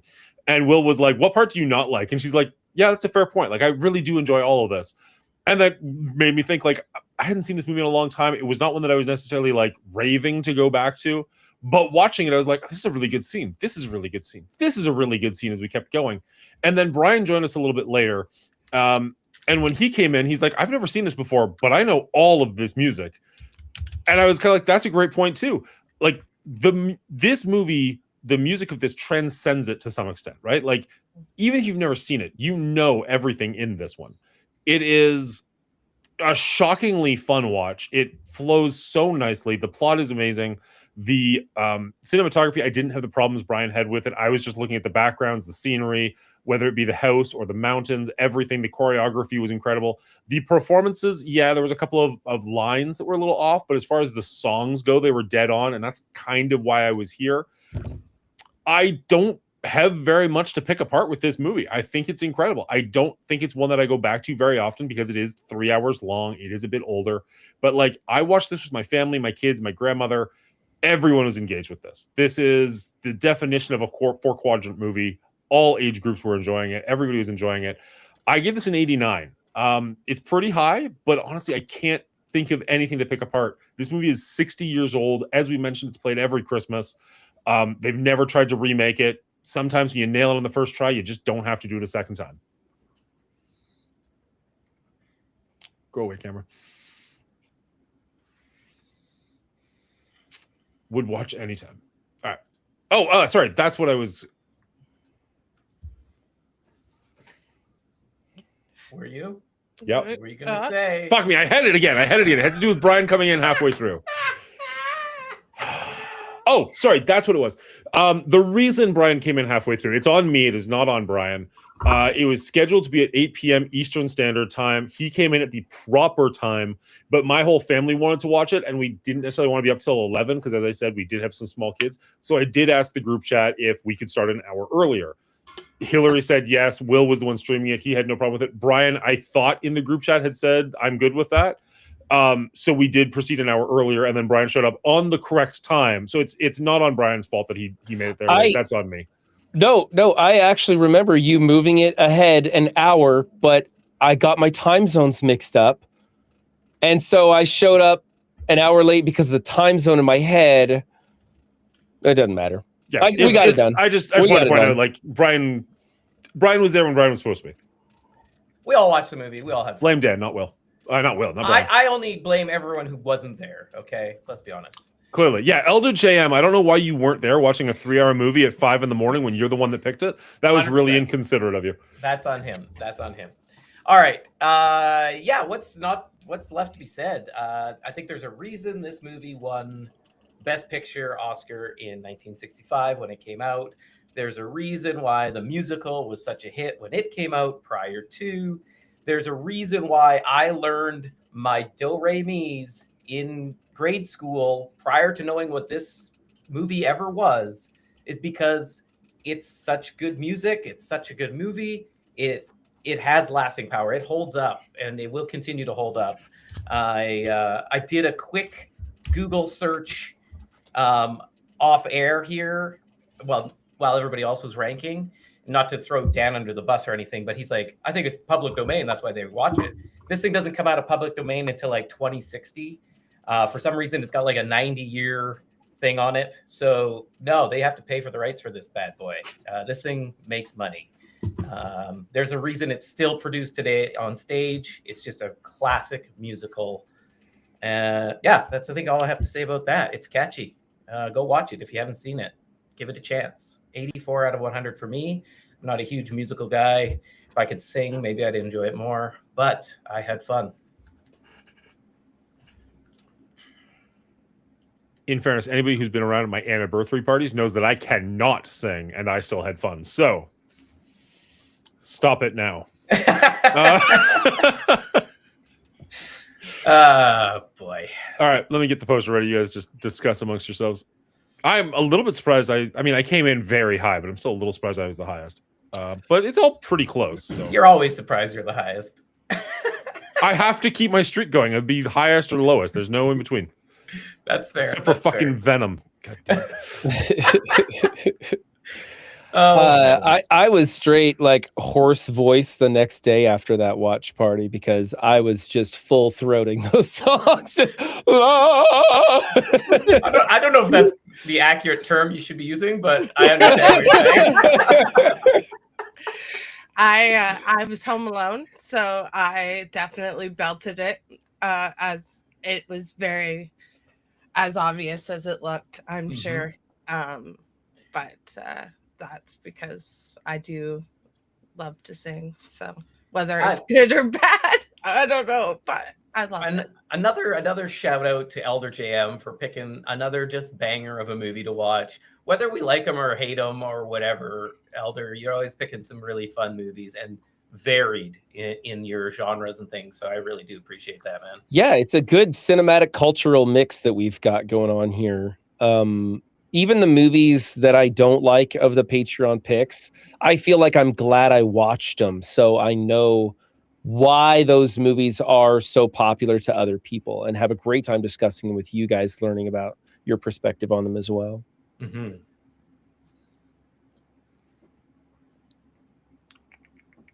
And speaking of picks and whatnot, what are we doing next? Like, is it Kill Bill? Kill Bill for the next 2 weeks. And then we'll have one week to fill in, and then the next Patreon, I believe. And we discussed doing the Knives Out trilogy after that. Trilogy. So that'll take us to the end of February. Well, mid-February, maybe. We'll have to find out what Elder JM and the rest of the patrons decide for us to watch a month from now. But other than that, it's looking like Kill Bill and then... Cool. So we're going from beautiful musical love and harmony and peace to a slaughter fest of blood and swords.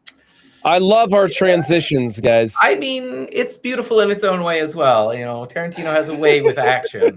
That's and right. Uma Thurman, like and Zuma. There you go. Oh yeah, in tight yellow leather. Poison Ivy, Kill Bill, like probably best Yeah. costumes. That's Not fair. wrong. That's fair. All right, let's jump to this screen. If I can, by the way, I can't guarantee this, but if I can, I'm going to be watching Kill Bill in the watch party. So anybody who's in the Patreon group or at that level can join me for Kill Bill Volume 1. I'm going to try and watch that this week. I don't know when. I'll let y'all know. Honestly, you mentioned wanting to watch more movies during the Patreon thing, and like I might be up for that because like those are a good time. And as much as I kind of want to sit and watch them on the big screen, if I'm going to watch it by myself, I probably will enjoy it more sitting at the computer desk and watching it with somebody than just sitting by myself, even if it is on the big screen. But yeah, if I get the time to watch, 2 hours straight through, then I'll bring it into the Patreon. I want to try and have at least one movie a week there that we're doing, even if it's not even like anything we're reviewing. If I'm going to sit through an entire new movie or something, and I know that I have the 2 hours to do it, I'm going to take it in there and let everybody know. Yeah, you watched that Mark Wahlberg Topher Grace airplane Unfortunately, movie. yes. Flight Risk, yes. Unfortunately, Hillary and I were in there watching that abomination of a film. That honest to God, I'll take some of the Highlander films over that one. It was bad. I didn't like it at all. Finally found a franchise worse than Highlander. I'll take it. Well, I hope it's not going to be a franchise. Hope it's not going to be a franchise. It was Marky Mark. I don't know what you expected, but I had such a hard time grabbing onto his character in that. It was so terrible. Let's wrap this up, and then we can just sit around for a minute and talk if we want. And with that, we have The Sound of Music coming in at second place on our Patreon pick board. You were mentioning earlier the diversity in the picks that we've got so far, going from heavily dramatic City of God to a musical to a sci-fi to two comedies. Like, the Patreon's picking some good, interesting movies for us, and I'm kind of here for it. This one came in pretty much exactly where I thought it would, under City of God, but still very high up. What do you guys think? You pretty happy with that rating? I can't be upset with this rating. That's the rating I gave it's the exact one you gave it. Yeah. Yeah. I would rather watch Moon, I think. Obviously, my score 78 to 82. I would rather watch Moon than The Sound of Music. But I'm okay with this. I can settle with this. I think I'd rather watch Moon one more time. I've already seen it twice. That'd be like the third. And then I feel like there's a point where I'm like, I get it. Whereas I feel like I could watch Sound of Music every like other year at Christmas. Yeah, if I had to have something playing in the background of my house, it'd be The Sound of Music rather than Moon over and over. Yeah. So I'm good with that. Yeah, I like it. I like the movie. Thank you again. That was awesome. And thank you, Mrs. Hillary, for joining us. Thank you for having me. It was a lot of fun. Cool. All right, I'll do an outro and then we can just chat for a minute. Or you can get to bed. I think Brian was saying he's tired. But anyways, 1 second. All right, that is our rating of The Sound of Music. Again, this is a Patreon pick, so it doesn't have to be part of a franchise, so it does kind of break our regular rules. But I had a good time watching it, had a good time recording it, and we did the watch party with a bunch of patrons, so that was a lot of fun too. If you want to join us over at patreon.com, there's a link down below for that. If you want to hang out with us on the recording of this, we do this over at twitch.tv/The Mongoolie Show every Thursday night at 9 p.m. Eastern Standard Time. You can go over there and hit the follow button. Or if you just enjoyed this video, you can hit like and subscribe on it and stick on YouTube, where we'll see you in the next one. That was a little awkward. We got there. Did you say .tom? Shut up. Okay, I'm just making sure. I can hear things now. I don't know if I did or not, but that definitely feels possible with that. That was a little... Yes, patreon.com. I thought he said it. Like, oh, yeah, well, okay. It's fine. I'll put patreon.com on the screen. If you're reading.com, that's what you'll hear. Yeah, that's right. That's right. Yeah. Subliminal. It's the best I can do. All right. We don't have to leave, but just before anybody does get going, Brian, where can they find you? What are you going to be doing next? When's your next stream? Work's picking up a little bit. I do have some jobs, so I may not be streaming Arc Raiders as much as I do at random currently. So, but you can still find me Thursdays here doing movies, and I come in a little bit early to warm up, and then on Sundays still doing Cyberpunk streams. Those are Sunday evenings. That has to flex a bit. It's sometime after 2, before 10 p.m. That's the best I can do. So turn on that notification bell if you want to catch me on Twitch. Not a lot going on YouTube these days. Just letting my live streams fall to YouTube until I find a rhythm of something I really want to start digging into. I do have a lot of great ideas for content that I'd like to make. The reality is it's probably not going to happen anytime soon. I feel so the same way. It's ridiculous. Miss Hillary, this is your first time on our rating. I want to thank you so much for coming here. Where can people find you? What are you up to these days? Right now, kind of taking a little hiatus, just with real life. Everything has been crazy, but I want to get back to streaming soon, hoping for Godforge coming out. So when that starts picking up, definitely start streaming a little more then, and that's hopefully February, March. So take a bit of a break and just hang around the stream and be in the coalition. Nice. For those who don't know, Godforge is a Raid Shadow Legends style game. So if you enjoy that one, you can definitely check out Miss Hillary. She's making a lot of good content for that one, I'm sure. And Will, thanks again for joining us. Where can they find you? What are you up to? I'll probably be streaming on Friday, playing some games with some friends. Yeah, we get into some weird stuff. Very nice. Come find out. Nice. My schedule's been a little bit up in the air with the holidays. It's been a little bit different. So I'm looking forward to getting back to a regular schedule this Saturday. I don't know what we'll be playing, but we'll be doing a Saturday morning. And then Monday, hopefully getting back to like horror Mondays, R rating on Thursdays, streaming whatever on Saturdays, kind of going back to that rhythm. Holidays kind of messed it up a little bit. But with the new year, I'm looking forward to getting back into that rhythm. So yeah, if you want to follow any of us or hang out with us, there you can find us all at Twitch. And then our names are in the whites. So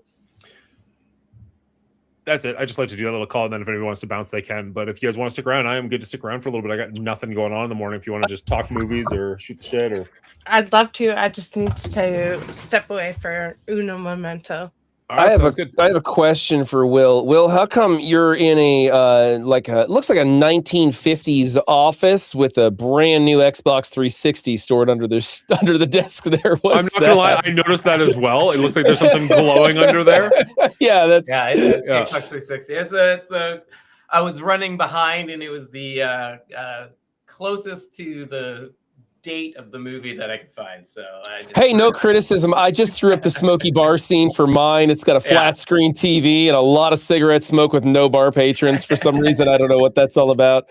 Just toss something up there. Yeah. No, good eye though. Good eye. I'm playing Halo in the back here. So. Well, ever since The Conjuring, I've been watching your scenes to see if something happens now. Oh my goodness. What foolishness that was. Yeah. I do have to bounce. I got to go get my kids to bed. They were supposed to be in bed 15 minutes ago, so I got to bounce out of here and go take care of them. But you guys have a great time, and I will catch you next week for Kill Bill. Will, if I'm free on Friday and you're playing Ark, I'll definitely try and jump in if you got room or something. I don't know what you're doing Friday, but you all got stuff going on. I'll see who's around because, the holidays and not everybody's schedule is lining up. But yeah, I mean, I'm always game for Ark.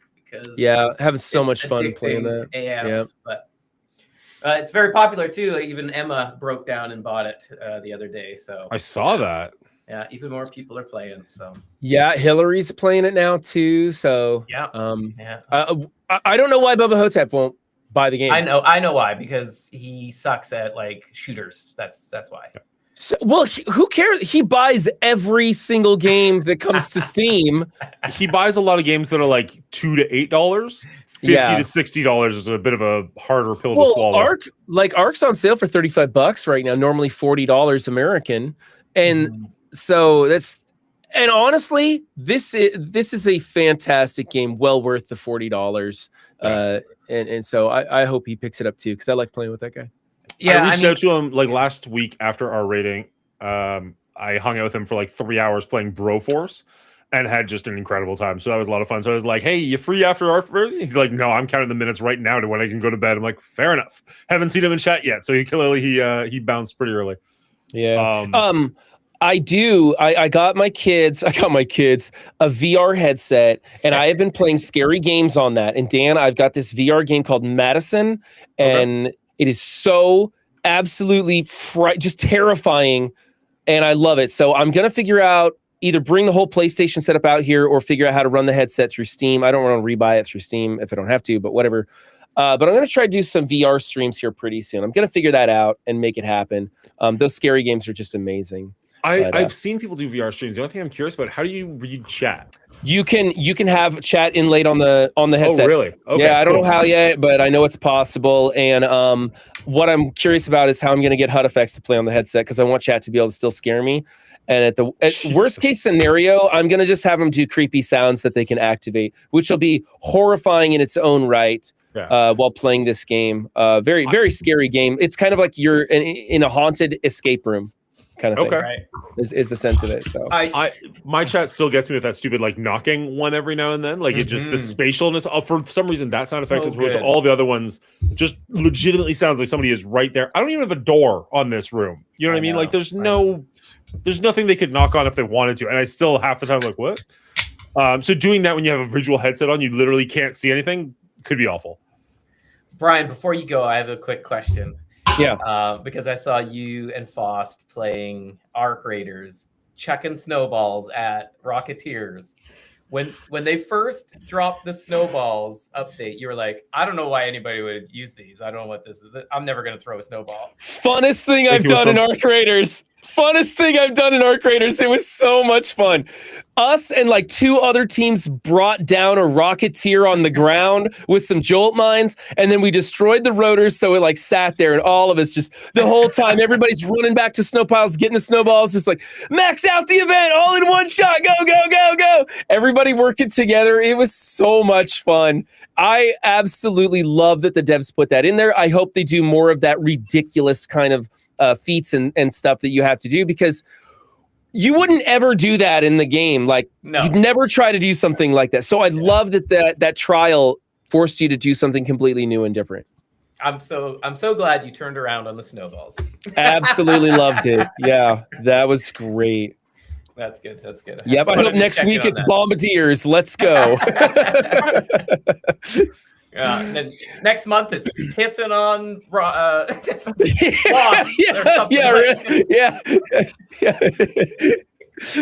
Right. Yep. So melee ticks or something like that. I don't know. It'll be fun. Yeah. All right. I'm out of here, guys. Thanks for a great time. I'll see you later.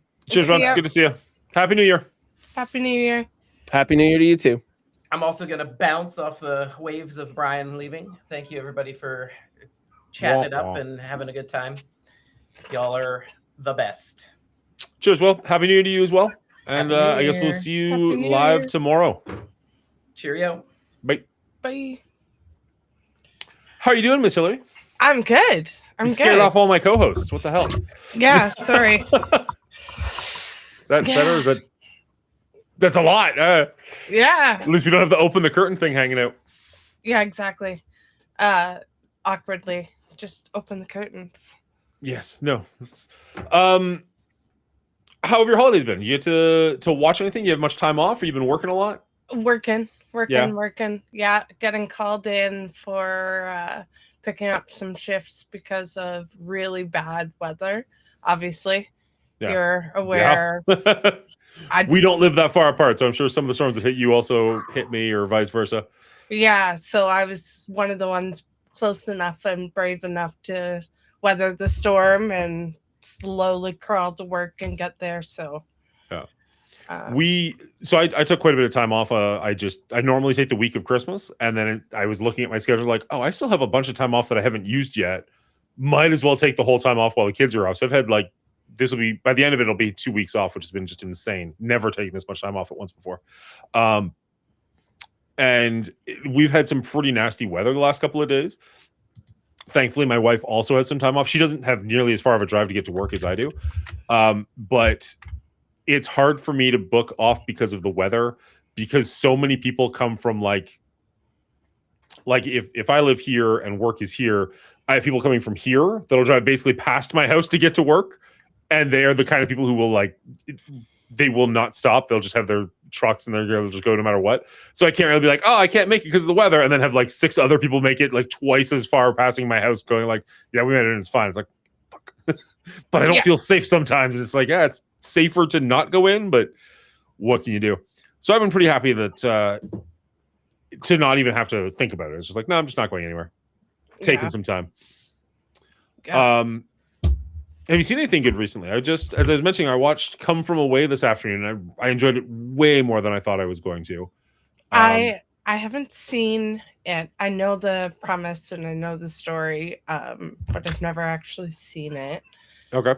Oh my goodness! Sorry, my cat just like came prancing in. I don't get to watch a lot of things very often. The only thing I've really been watching is Stranger Things. Nice. My son has watched it quite a few times with his dad, and so he was like, "You've got to watch it." So him and I watched it. So we, sorry, train of thought. That was good. How old is your son? In my brain, he's very young. 10. Okay, I had him as younger than that. 10's okay. No, yeah, he crushed it. So we crushed it over the summer, and Nice. I watched it from start to finish, and just in time to get caught up for season 5. And Awesome. whew, it was a finale. I watched it today. So My kids started so my kids got to season 3, and then when they got like the torturing scene, they tapped out years ago. yeah, So they never watched season 4 or finished season 3. But with season 5 coming out, they decided they wanted to start watching it again, and they didn't want me to watch season 5 until they were caught up. So they started watching like the day before season 5 came out. Like, oh, you're killing me! Like, what are you talking about? So they went through it pretty quickly, thankfully, but I still had to wait like probably a week or two after the first part of season 1 came out before I could watch it. So part 2 of season 5 was out, and then we as a family watched all of that, and then had to wait a couple of days to watch the last episode.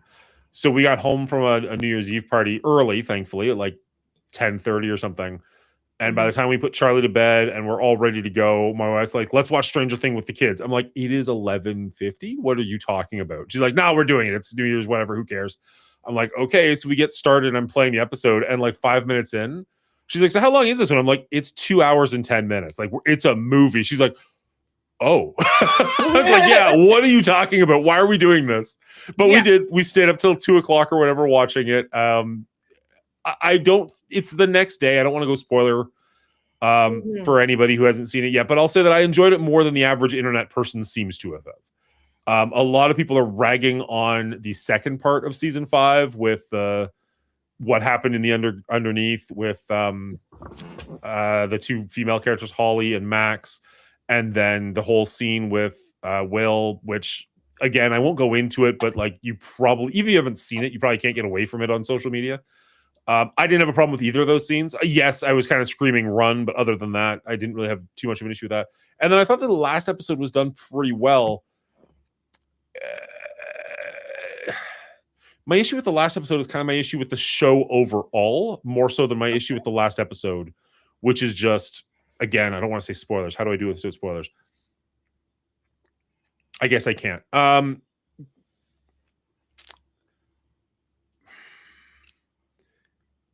Yeah, no, there's nothing I can say without spoiling. I don't want to spoil it for anybody, so I guess I can't. So I'll leave it there. But if anybody wants to DM me in Discord or something, maybe I'll make like a Stranger Things Discord chat. We can discuss it off air. But like, it's not an issue with the last episode so much as it's an issue with the show entirely, is what I'll say.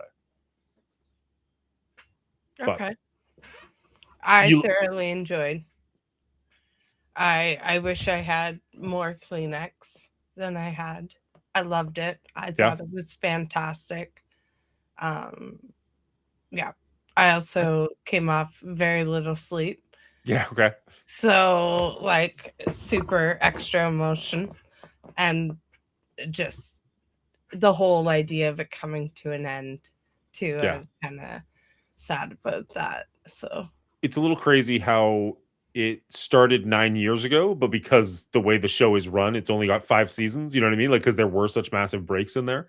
So it's interesting. Like, obviously the kids have grown up massively, some more than others, but they're all in their 20s or something now. It's probably pushing 30 on some of them. But I don't know. It was really weird seeing some of the flashbacks when they were kids. You're like, holy crap, they were young. Like Yes. when Mike sneaks a kiss with Eleven in like season 1, seeing them now as adults and you're going back, I'm just like, oh, that's weird. Like you are way too young to be doing that. Wait a Like what is minute. going on? Wait a minute. You are very, very young. Why Yeah. are we watching this? Yeah. Yeah, but it was it's good. So cute. I didn't cry nearly as much as you did during that one, or as much as you're saying you did. But like the movie again, I'm not trying to just talk about Come From Away, but like the movie today, there were multiple parts where I would just choke up. Not necessarily like full on crying, but just like, something catches in your throat.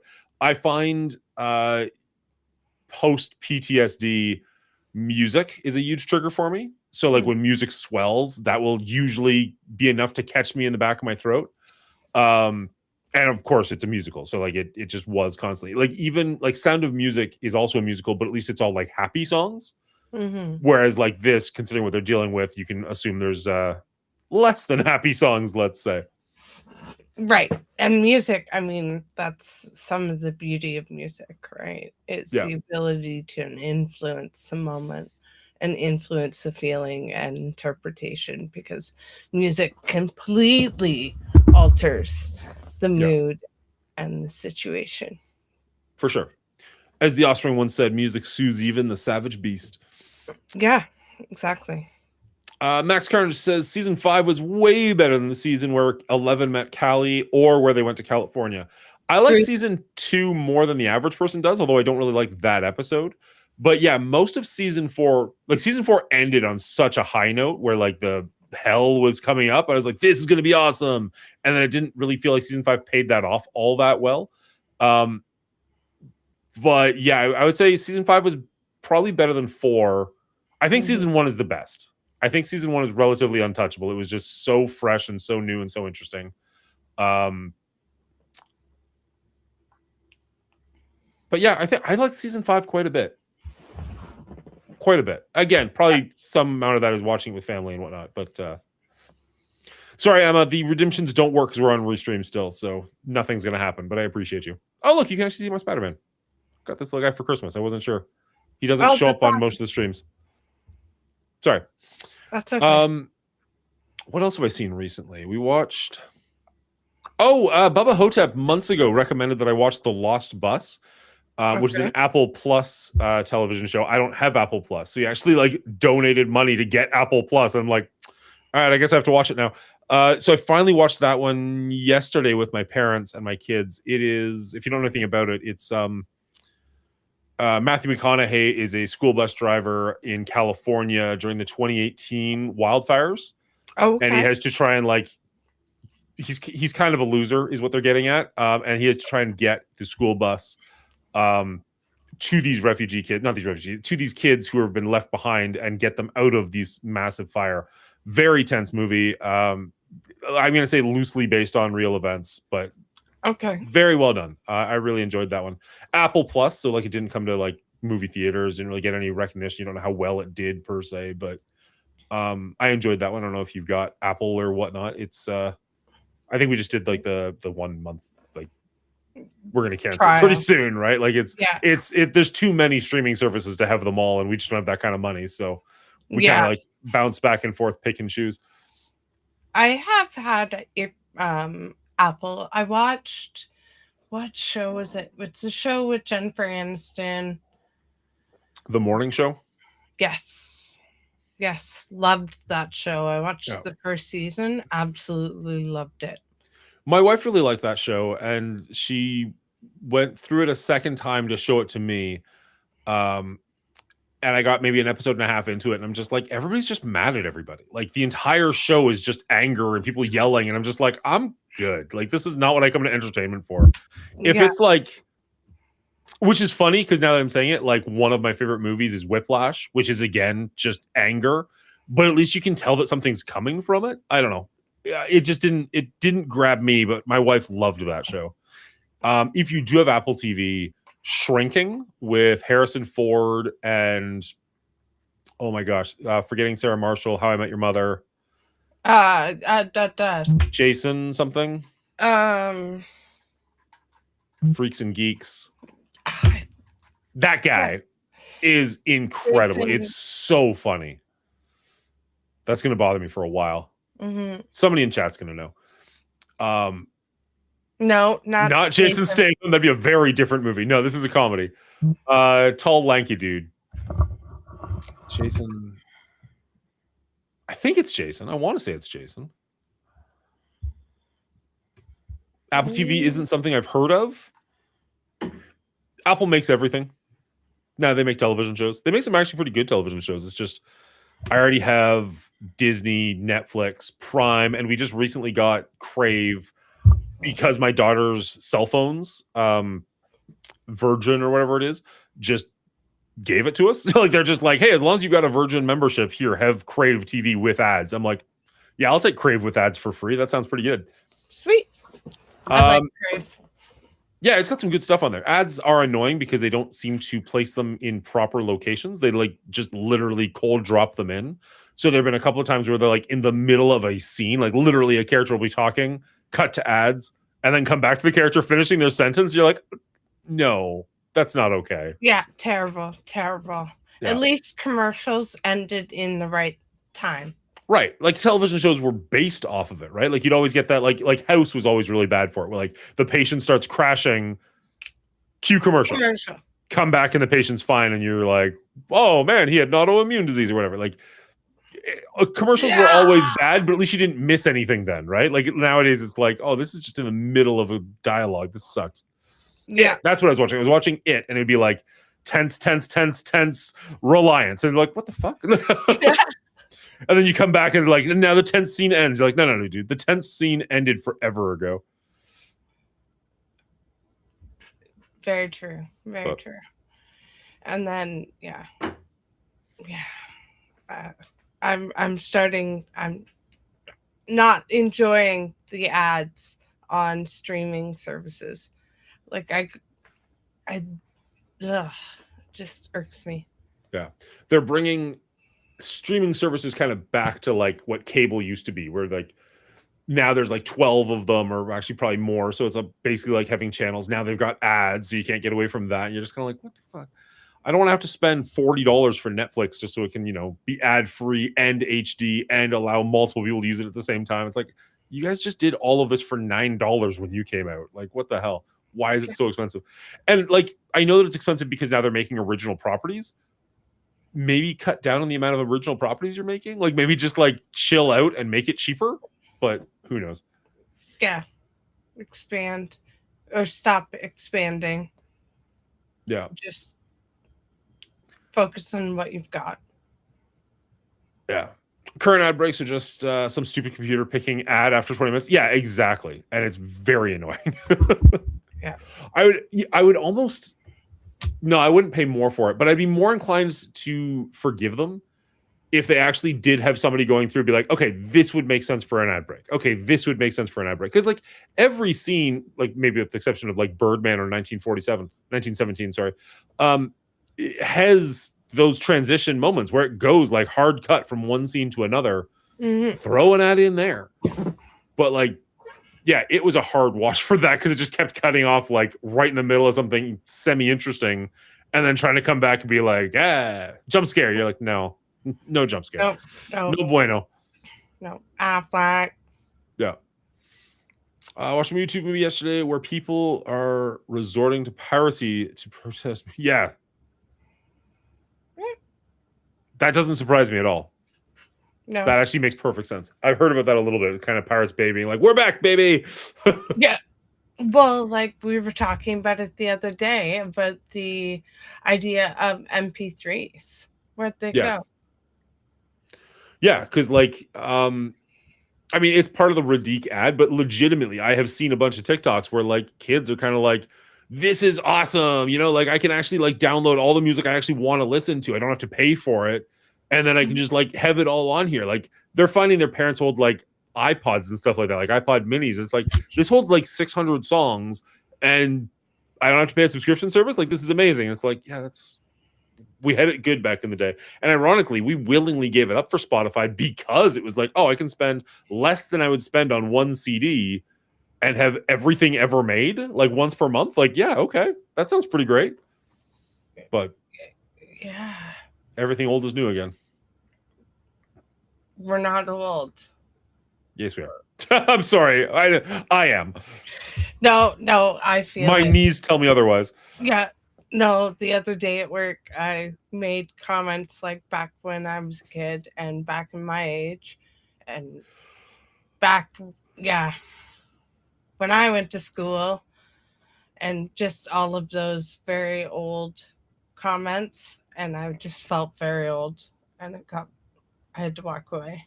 Give me a moment. I have to go collect myself because I'm the oldest individual in the building at that time and place. Yeah. I am old comparatively. My my one coworker retired and kind of figured out after the fact, like, oh shit, that makes me the oldest person in the office. Not by much, only by a couple of years, but still just like, oh, okay. I guess I'll assume that mantle. That's just where we're at now. Yeah, yeah, I guess we're there. Like I am panicked because of the recycling not being sorted properly. My wife does that all the time. I'm like, I don't care. That's somebody else's problem. I'm trying.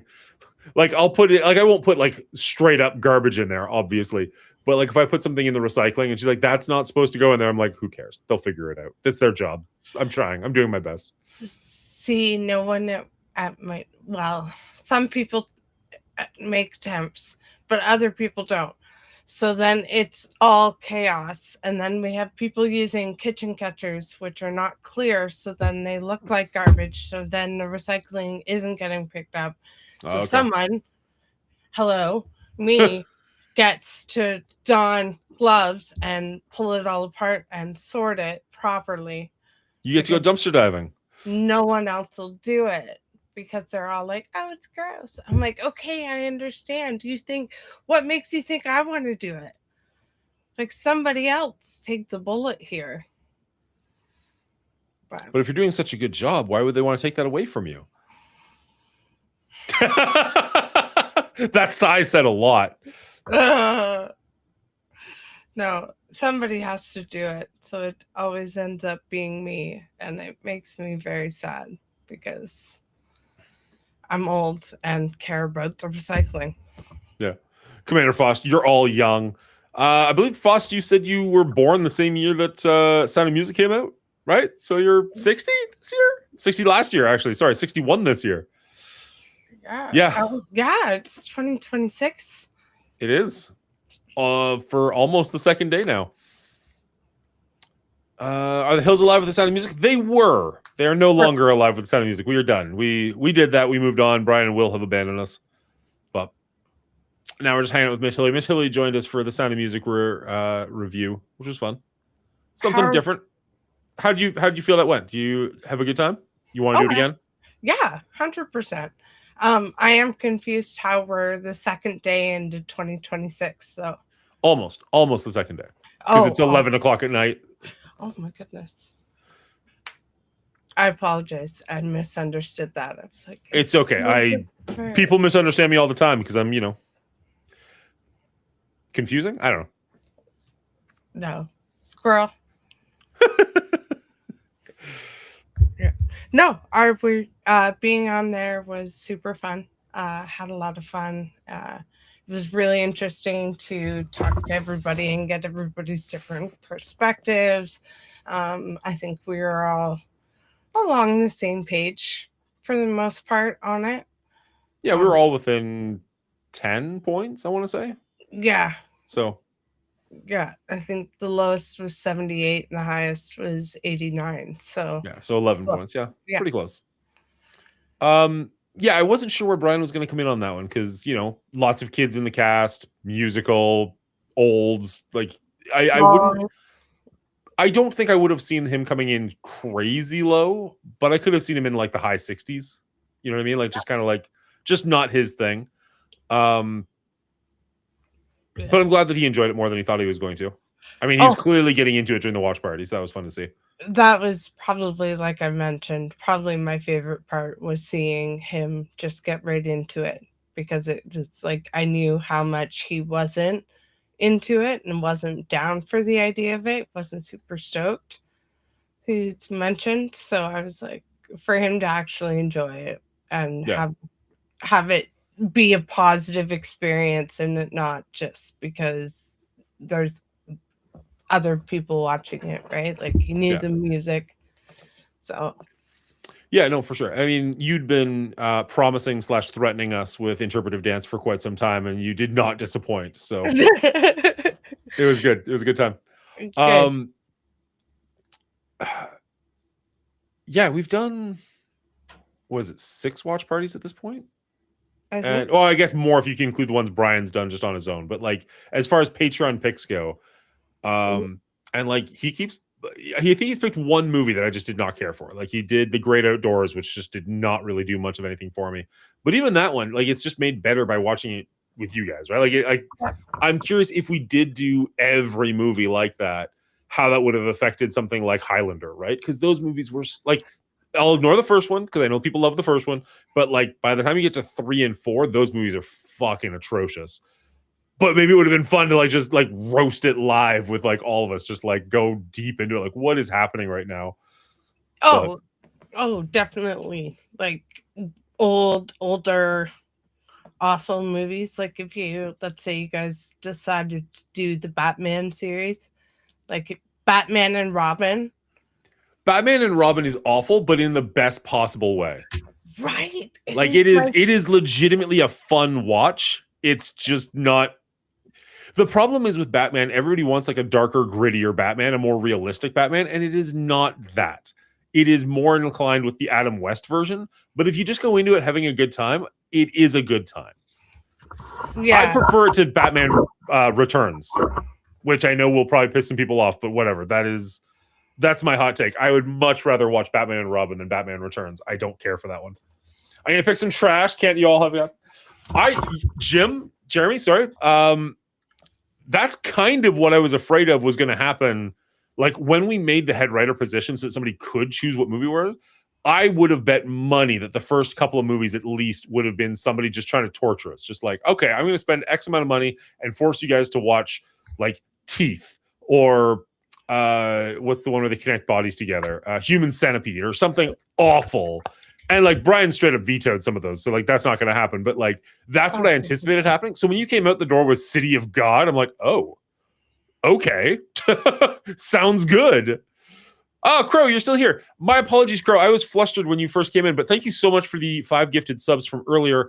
Did you want to put something on the on the shirt? Let me know. I appreciate you, and I will eat the jelly bean for you. If not, no worries. I just figured if you mentioned something earlier and I missed it, I apologize. I love Batman and Robin just because it came out when I was a kid. Yeah, it came out when I was young as well. What was it, like 97? So I would have been 14, 15, somewhere in that range. Yeah, love Batman and Robin. Not gonna lie. It is my all-time favorite. Batman and Robin is your all-time favorite Batman movie? Yeah. Oh, okay. I do not have it that high. There's a lot of really solid Batman movies. But I do enjoy it. It's awful. Awful. I am not gonna say that it is the best made Batman and Robin or Batman. But as far movie. as rewatchability, that's the one you'd go back to? Oh, 100%. I love Uma Thurman in it. I love Arnold in it. Chris O'Donnell, Alicia Silverstone. Like, it's a fantastic cast. Yeah, that's fair. It's an Thank you, Jeremy, movie. for sticking around this late. I know it's super late for you. I hope you had a good evening. Yeah. Thank you for everything. Cheers, buddy. Get some good sleep. Sorry, I didn't mean to cut you off. If he's signing off, I just wanted to say thanks for him. Yeah, of course. Yeah, no, I legitimately forgot Alicia Silverstone was in it, and I had the biggest crush on her in the 90s. And like when that movie came out, it was just, yeah. The amount she's in a movie called Crush, I want to say, or something like that with Gary Elways or whatever you pronounce his name. And it's just one of those, like, I mean, like, okay, look, I was 14 at the time, so if she's like 16, don't yell at me. I haven't seen it as an adult, but I just remember the movie being like stirring some stuff in me, let's say. Again, I was a child. Leave me alone. I just realized that could come across wrong because I'm pretty sure the whole point is that she is underage in that movie. I have not seen it as an adult. Go come after me. Josh can not wrong. Like I said, it's not the best made movie. It's just my favorite to watch. That's all. Yeah. The Dark Knight series are the best Batman movies. There's no comparison. They're definitely the best made movies. And like Dark Knight is incredible, but in my brain, Dark Knight's incredible because of the Joker, not because of Batman. Which I mean, it's still like if you're just going by the best made Batman movie, yes, it is number one. But I just like Batman Begins more. Like I just find the origin story and like how he actually becomes Batman more compelling. Sounds good, Crow. Appreciate it. More compelling, and I just it's a bit more comic booky. Like the more realistic we get with Batman, the more it's like it's kind of ridiculous. Like in The Batman with Robert Pattinson, which I do enjoy. I think it's a well-made movie. I do like it. But like when he's walking in with like the room full of police and he's talking to the commissioner like in his bat uniform and they're all just supposed to take him completely seriously, it's just like, this is kind of dumb. Like it almost like you can disappear if you got like somebody in the background that you got to talk to. Yeah, I have a little one. Unless, do you want to come say hello? No? Okay. Yeah, I didn't think so. Just a sec. No worries. Can I? Yeah, I can go full screen. There's that scene where he's in the room full of cops. He walks in and they're all supposed to just like not accept him, but like just normalize that there's just a man dressed like a bat in a police crime scene, and you're just like, what is happening right now? This is just stupid. So like the more realistic they get, the less I'm gonna say believable they are, although obviously that's not quite the right wording. Sorry, I thought you were gonna be longer than that. My bad. No, that's okay. So did I. So like I kind of like the campiness of like the original like 1989 Batman with Michael Keaton. Batman Begins. I wish we got a Ben Affleck Batman movie. I actually really liked his portrayal of Bruce Wayne and as Batman, but he just didn't really have enough to do. But I don't know. It's there. I am a sucker for comic book movies, at least most of them. I would be hard pressed to find a bad Batman movie. Like I can rank them in orders, like in order of which ones I like more or less, but I don't know if there's any that would get less than 50%. You know what I mean? Like I think they're all watchable. I enjoy Batman movies. Batman is my favorite of the superheroes. I go Spider-Man, but Batman's is definitely second to probably a close second even. I just love Spider-Man. He's my go-to. Always has been. And I mean, the Spider-Man movies are maybe not as universally good as the Batman movies. They've definitely had more stinkers, but the Into and Across the Spider-Man movies, I would put above any of the Batmans. I think those movies are fucking perfect. What's up, Hugh? Bale was the best story Batman, Keaton the comic Bat, Affleck the best action, and Pat's the best detective Batman. I can get behind that. I don't have a problem with that statement. Okay. Bane's a phenomenal villain. Batman Begins was a nice departure from typical portrayals of Batman. It was just it was just done well. Dark Knight films were good, but so effing long. I don't love Dark Knight Rises. I don't hate it. It just, I don't know. The first two were so good, and then the third one's just kind of there. Right. Sorry, Foss. The redemptions don't work. We're on restream, so nothing will happen. Nothing. Have you ever seen or heard of the Escape Pod podcast? No. It is super nerdy, and I freaking love it. It is just two guys. The thing with podcasts, I do it online, like through Zoom and whatnot, because of necessity. But whenever you watch podcasts, people are actually in the same room. The chemistry is so much better, and it makes me really sad that we live so far apart from Will and Brian, because like maybe we can do it for an anniversary episode, but it'll never be normal. Shy of like this fucking blowing up, and maybe we can afford it, but like it'll never be whatever actually happens. but the Escape Pod podcast is two kids. They're like 24 to 27, somewhere in that range. Super nerdy, just talking superheroes and movies and stuff like that. But they just play these fun little games, and because they're in the same room, they can really like. The chemistry is just on point. Like, I highly recommend it to anybody looking for something to listen to who likes, nerdy movies and shit. But they've gone over like the Batman movies and stuff like that all the time, and I don't know. I just like their takes. I don't always agree with their takes, but I like their takes. You dying over there? Yeah, my headset's dying. It's okay. So Brian just got these headsets for Christmas. Brian and I now all have the exact same headset, and they've got something ridiculous, like 300 hours of battery life. Like, I think I've charged them once in the year and a half that I've had them. They're just insane.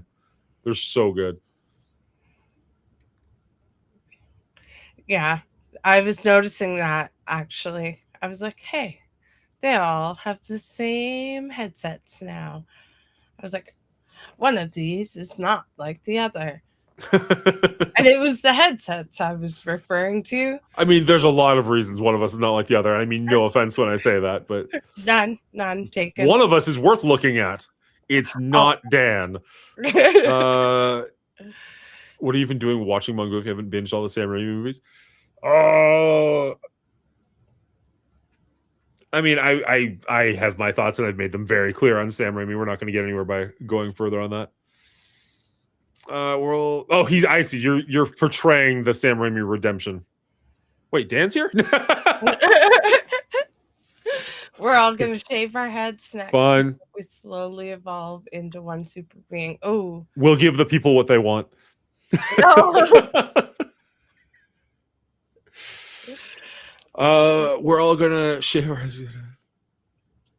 I mean, Will cut off a lot of his hair recently, so he's working his way there. Yeah. No. One step closer.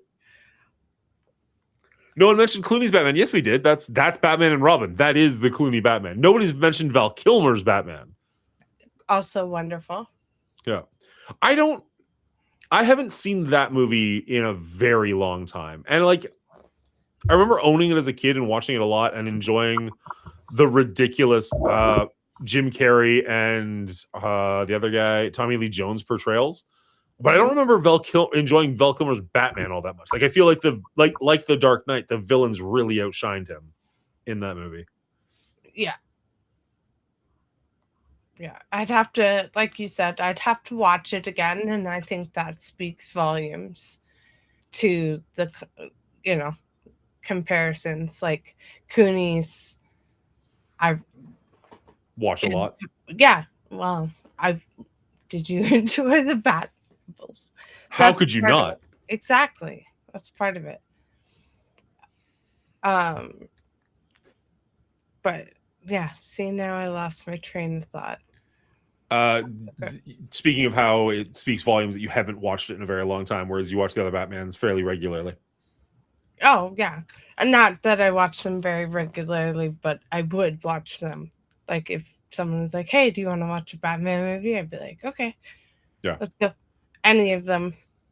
My twins, for whatever reason, I guess I failed as a parent, just have not enjoyed the Batman movies. Like, I think we've seen all of the Spider-Man movies, and they enjoyed them well enough. And I tried like 89. I tried Batman Begins. I didn't do the Batman. That one's a little. I mean, they'd probably be fine now, but at the time that it came out, it was a little darker. But they're just kind of like, yeah, he just, he gets beat up, and then he beats them up, and that's it. I'm like, You're not wrong, but you also just described every superhero movie. So like they love the MCU. They're not anti-superhero movies, and yet they just don't seem to gravitate to Batman, which is, I mean, it's fine. It's a choice, but it's weird. Well, and that's the thing, right? Batman stands out because Batman is just a regular human being. Batman doesn't have superpowers. He has lots of money. Yeah, his superpower is money. His superpower is willpower, to be honest. Right. And like it's okay that it's interesting, and I think that's part of why some people really love Batman. You either love Batman or you're kind of like meh, whatever, because you either like the fact that he's just like everybody else or you don't like it. my opinion. But it's ironic because even though he is a normal person, right? Like he's got no superpowers, I still kind of find Spider-Man more relatable because Spider-Man, when he is his alternate ego, like when he's Peter Parker, he's dealing with stuff that like the average person would deal with. Whereas like Bruce Wayne's alter ego is like, oh, I'm hosting a party for 500 people and I have to try and sneak my way out of it. And like, yeah, I've never had to do that, shockingly. Like that's never been a thing. But like, oh, my aunt is sick and I don't know how I'm going to afford rent. Okay, maybe not that exact scenario, but like, yeah, that checks. I've been there. Yeah, that's fair. I agree with that statement as well, right? Peter Parker's cool. Yeah. I like the character. I don't know if I'd say he's cool, but yeah, I like the character a lot. And even Miles Morales, I like in the movies, I enjoy Miles Morales. In the comics, a little less. I haven't read a ton of his comic books, but I've read like his. So he started off. I don't know how much you know about comic books, so I'm gonna start from the beginning. Miles Morales started off in a different universe, the Ultimate Universe, and then through events that universe collapsed, and he ended up being brought into our universe because essentially his character was too popular to not be in the main universe. But in the Ultimate Universe, Peter Parker was just a kid and died, and Miles Morales became the Spider-Man in that universe. He was there for, I don't know, a couple of years before coming into the main universe. So I've read all of the Ultimate Spider-Man stuff with Miles Morales and a little bit of the 616 universe Miles Morales, and it's like he doesn't do it for me as much as the video game Miles Morales, the movie Miles Morales, or Peter Parker does. Okay. I don't know. Maybe that's partially because of I don't know what the deal is. Maybe it's just written differently, but I like the movie a lot. I don't care for the comic book as much. I haven't read or seen the Morales Spider-Man yet. That's Away Home, right? Or A Place Called Home or something? No, it's not. It's the cartoon ones. It's Into the Spider-Verse and Across the Spider-Verse are the Miles Morales ones. And if you have not seen them, highly recommend. Okay. You can watch them with your kid. You can watch them with Cosmo. Like they're so good. I go. You make me sad that you haven't seen them. Go watch them. I think I've seen the first one. I just haven't seen the second one actually. Fair enough. Forgot. Because Spider-Gwen, right? Yes, Spider-Gwen. I am desperately waiting for. I'm hoping. I mean, look, neither of the guys have made any comment that our rating is not going to be a thing at any time in the near future. So it's not like, oh man, I hope we can get this out before it breaks up. But like, you know, podcast, like people's lives change, right? Things happen, so you never really know. There was a point like a year ago where Brian's schedule was going to drastically change, and it's like Thursdays don't work for me anymore. How do we make this work? Can we do a different night? What's going to happen? Thankfully, selfishly, thankfully, that didn't happen, and so we were able to continue on with the Thursday nights, and everything has been going smoothly. It's going to be like 2 years before the next Spider-Verse comes out. Unfortunately, like it really got pushed back. I am hoping we are still doing our rating at that time because I would love to do that trilogy. There is, spoilers, a really good chance if they nail the third one, that will be my favorite trilogy of all time. I can't think of anything else. Again, if they nail the third one, that would even come close for me. But personal opinion, obviously. Okay.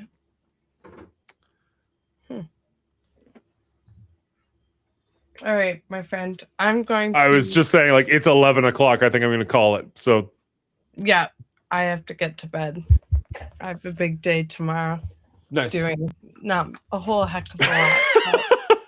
Hey, sometimes those are big days too. Yeah. I've got a lot of editing that I want to get done in the next little bit. I had like 2 weeks off. I thought I'd get so much shit done, and instead it was just like time with kids, time with family, doing all these things, which is great. I get it. Like that's what the holidays are for. I'm not complaining, but also I'm like, wow, I am really behind on where I wanted to be at this point in the week. So, yeah. Alrighty. All right. Thank you so much for hanging out. If you ever want to join us again, just let me know. Sorry, I keep stepping on you as you're trying to say goodbye. I apologize. I'm not trying to be a jerk. The floor is yours. Oh, it's okay. I was just going to say thank you so much for having me. It was such a lovely time. I had so much fun. And I'm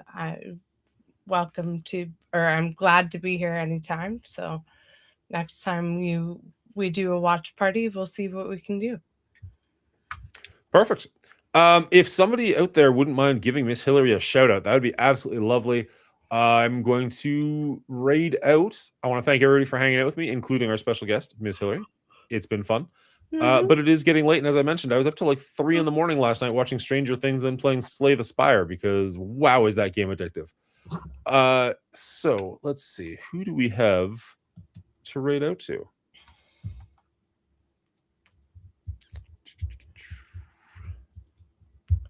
Ugh.